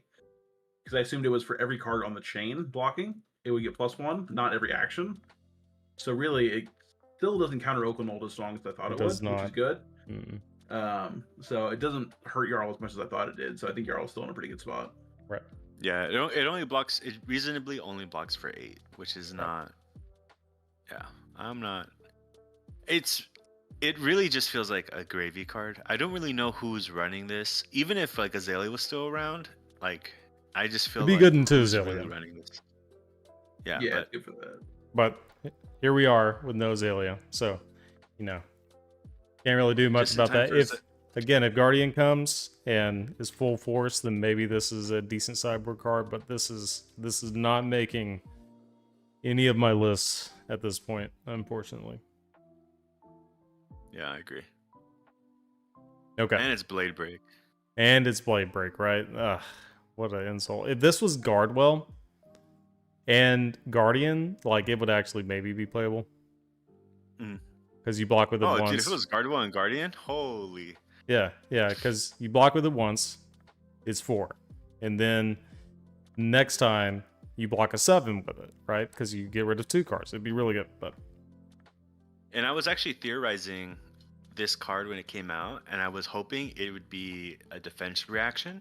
Mhm. When it was like that, you know, blocks for 2, has like Battle Worn or Blade Guardwell or whatever, right? Right. But as a defense reaction, you could banish cards and then put them onto the link, or it adds cards, right? However many cards, like, and it's just a nice kind of like gotcha card, you know? I don't know, but yeah, disappointing. yeah, to me. that's what they said when they revealed the card. Gotcha. yeah, for sure. Yep. Okay. So we've seen the sunk water. So it's 1 for each. This is cool art. I'm into this. This is really this neat. is sick. But the only one that's like remotely playable really is probably these boots, like we were saying. And it's gonna be hard to like overrule some of the other options, right? Yeah. So yeah. We got, What you say? no, I was gonna say we have Hope Merchant's Hood. Oh no. Oh, Hope Merchant's Hood. That's right. Hey, We always wanted- Earthlore Bounty. Oh wait, that doesn't work. Never Oh, mind. Potion of Luck though. Hey, make it happen. Hey, your cold you know, foils. that Get your cold the foils. Harden is banned in PB and Goliath. Yeah, that's true. Yeah, That's true. Yeah, these they're good. Goliath has like some viability potentially in CC, but yeah, Harden, you're definitely not playing that over some blocking stuff. Time skippers, this is the get out of ALS loop. That's literally all it does, basically. Iron Rot, better options, call for backup. We talked about this one pretty extensively at this point. And Captain of the Guard, and we have Bravo. Wait, hold on. I mean, Marvel, no less. Yeah, it's Marvel Young Bravo. Marvel Young Bravo. That's pretty cool. Yeah, it's I'm into that. That's pretty cool. But this is And the there's last Marvel card. We don't know yet. Yeah, This is the card that's semi-spiraling. I'm gonna be honest. yeah. Because they revealed the boots, and I was like, why are they generic? Like, why are they printing anti-Guardian card? Because I was like, this is Kabuto, but for Guardian, and anybody can play it. So it's literally just evolved Kabuto, and I've been calling it Kabutops ever since. So yeah. This was immediately spoiled after it, and I was like, are you kidding me? Like, Yeah, I had a long talk with my therapist. I needed a way. I was spiraling. oh my gosh. Like, Like, no no way walk, they- I saw that, dude. It's. What? I was looking at Riftbound cards. I was like, what are we fucking doing, man? Time to play Riftbound. Here we go. Yeah. Oh man. No, but I was like, obviously what did Bravo do? we feel a lot better now after seeing the rest of the set. But like this card, I was like, are you kidding me? Because Gravy already is a bad matchup, and this is just like an auto include in Gravy. Oh yeah. Just like period. They'll just, okay, yeah, I'm gonna play this, and it does everything they want. So it's Everything, just And nuts. it's a block 3. Yeah, it's a literally decent attack. It's everything, man. yeah. It's This so card good. is nuts. Absolutely I nuts. think I would love if they would errata this card and just say it can't target, like it doesn't work for attack Allies. targeting allies, and then I think it's perfectly fine. I think this card has its place in the game, and it doesn't feel too pushed. But the fact that I can swing 7 damage at a whaler and they can just drop a fearless confrontation and I just get blown the fuck out. Yeah, that's sucks. super frustrating. Like yeah. that's your one way to get out of a game is like you have your E-strikes in your Jarl or whatever, and you're like, okay, they dropped the whaler. I've been holding on this E-strike to like clear the board. Yeah. Here it is. I'm gonna do this, and then boom, like you just lose the game on the spot, right? Yeah, game's over. Yeah. If they have snag, I don't feel miserable about it because it's like, okay, that's a 0 cost and that has only its own edge cases. Like I understand Right. why snag would work, Right. but this feels like it's a 3 block. It's a good attack for blue rate. Like it does too much. It's just literally better than Snag in that deck. Yeah. Yep. Yeah, it does everything. They could have only helped by making it block 2. It literally But looks like a no. gravy card too. You got a Yeah, pirate. yeah. Like, man. All right, let me catch up on chat real quick. So, Leroy is laughing at you because it was like, they can't hurt us anymore, guys. No, That is funny. It can't- Cars like Base of the Mountain and all this aura interruption makes me feel like they delayed the set for a year, but didn't change the plans of the gameplay in the process. Yes, so yeah, we already basically confirmed that. Kamal was saying that this set has been done for basically a year, right? Based on what he was saying, is it was developed in 2023.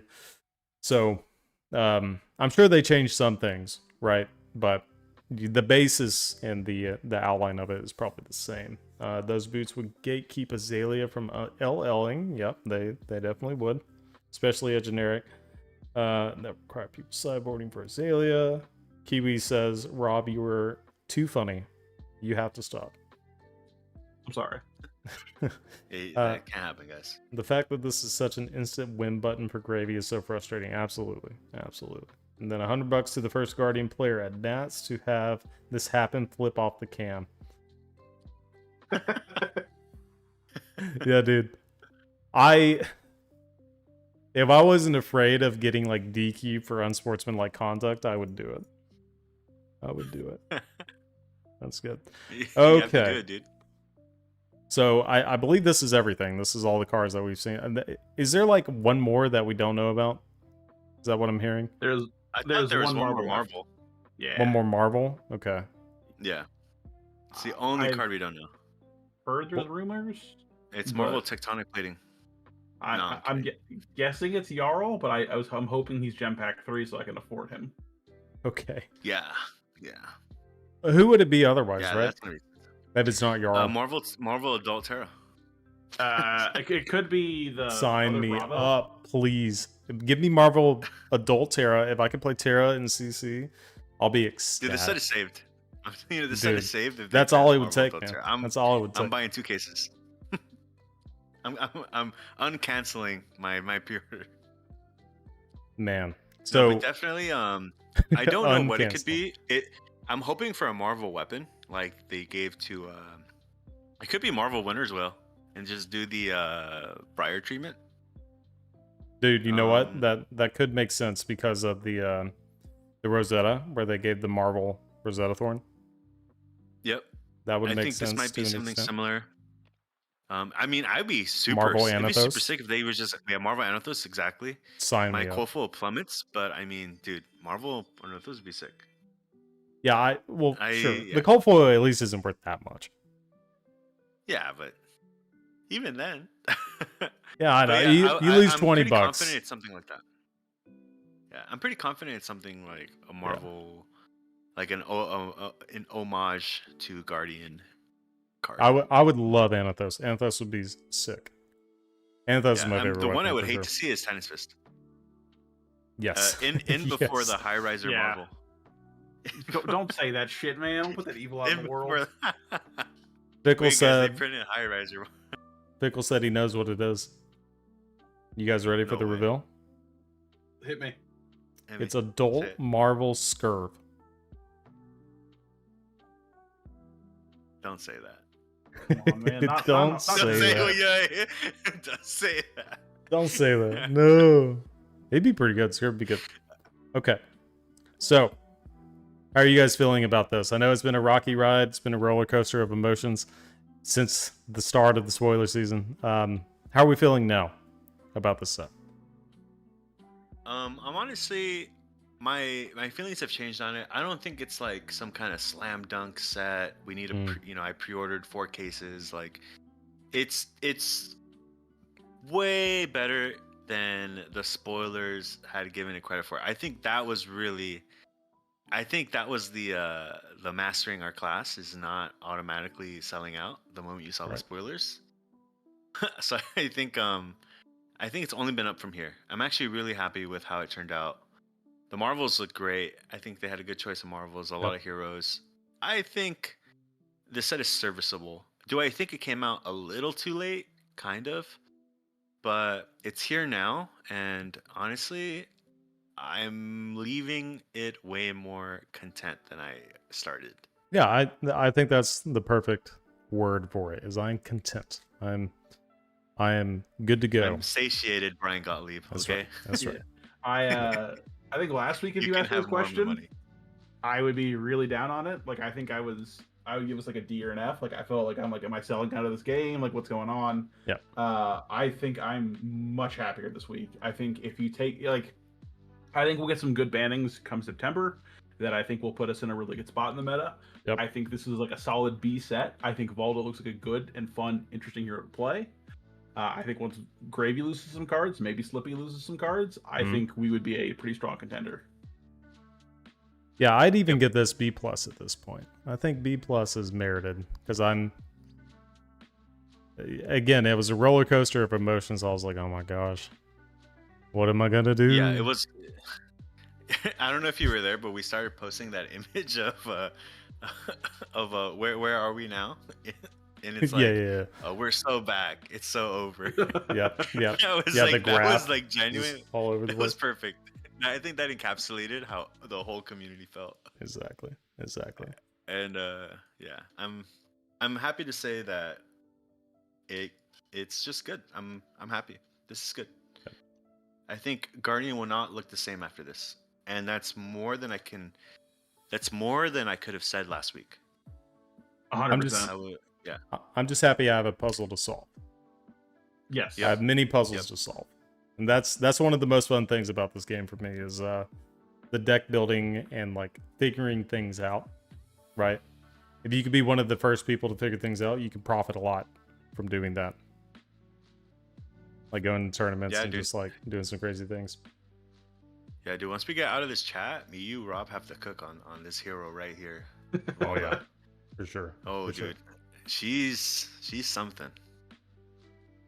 Yeah, I'm a big fan of her. She's the one I'm most excited for sure. So Smash Palace will do more Guardian than this pack IMO. That's a take. I don't know. I don't know about that. That's a Jada take. That's Smash a Jada Palace take. is just this set with event cards that are like plane chase cards. Like you can't use those cards. Right. Yeah. I think it would be really fun if Talishar could get this to work. Is to be able to do Smash Palace online with people. Yeah, it'd be a good time. Cool. Be a good time killer for sure. Yeah. Something I do at work for your 20 minutes whenever I'm tired of bashing my head against the keyboard or something. But yeah. All right. Last thing. All right. Ouija has said it's Marvel Anathos. I don't know how true that is. I don't know if that's a guess. Don't that Ouija. does, Don't do that. That chat, does make chat. sense. Makes the most sense to Chat. me. If it's Marvel Anathos, I'm naming my first kid Brian Gottlieb, and then my last name. Man. There you go. Okay, if it's Marvel Anathos, I think that would be really cool. I'd be into it. Anathos is going to be played in like a lot of these heroes, so I can't really. Well, we say that. Uh-oh, hold on, maybe not. Hold on. Look at all these zero costs. Wouldn't that be funny? It's like, okay, it's Marvel Anathos, but you can't play it. Yeah. It's like I think you have to like. I think you can still play Titan's Fist because it's just better, but maybe you play Sledge. Yeah, exactly. Yeah. Cool, Sledge would be cool. That's another one. I actually Marvel Sledge would also be awesome. Mm-hmm.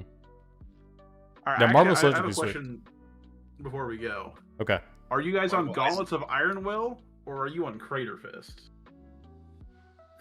I'm more conservative as a player generally, so Gauntlets, especially with Assassin. That's fair. But I'm Crater gonna Fist is say- definitely the big baller. Yeah.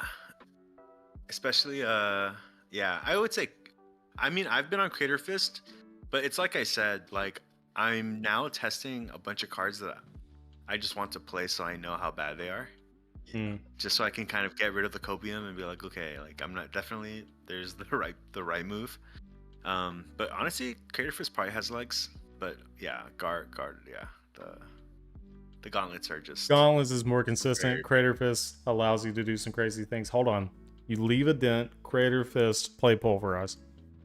There you go. Well, Mm. here's the thing. Yes, leave a dent synergizes with Crater Fist. I forgot Right. to mention that too. Like That's true. Ed, I'm telling you, brother. This hear is one from of the better cards. Okay, I'm admitting it. It's one of the better cards. Like I saw you scroll back to it.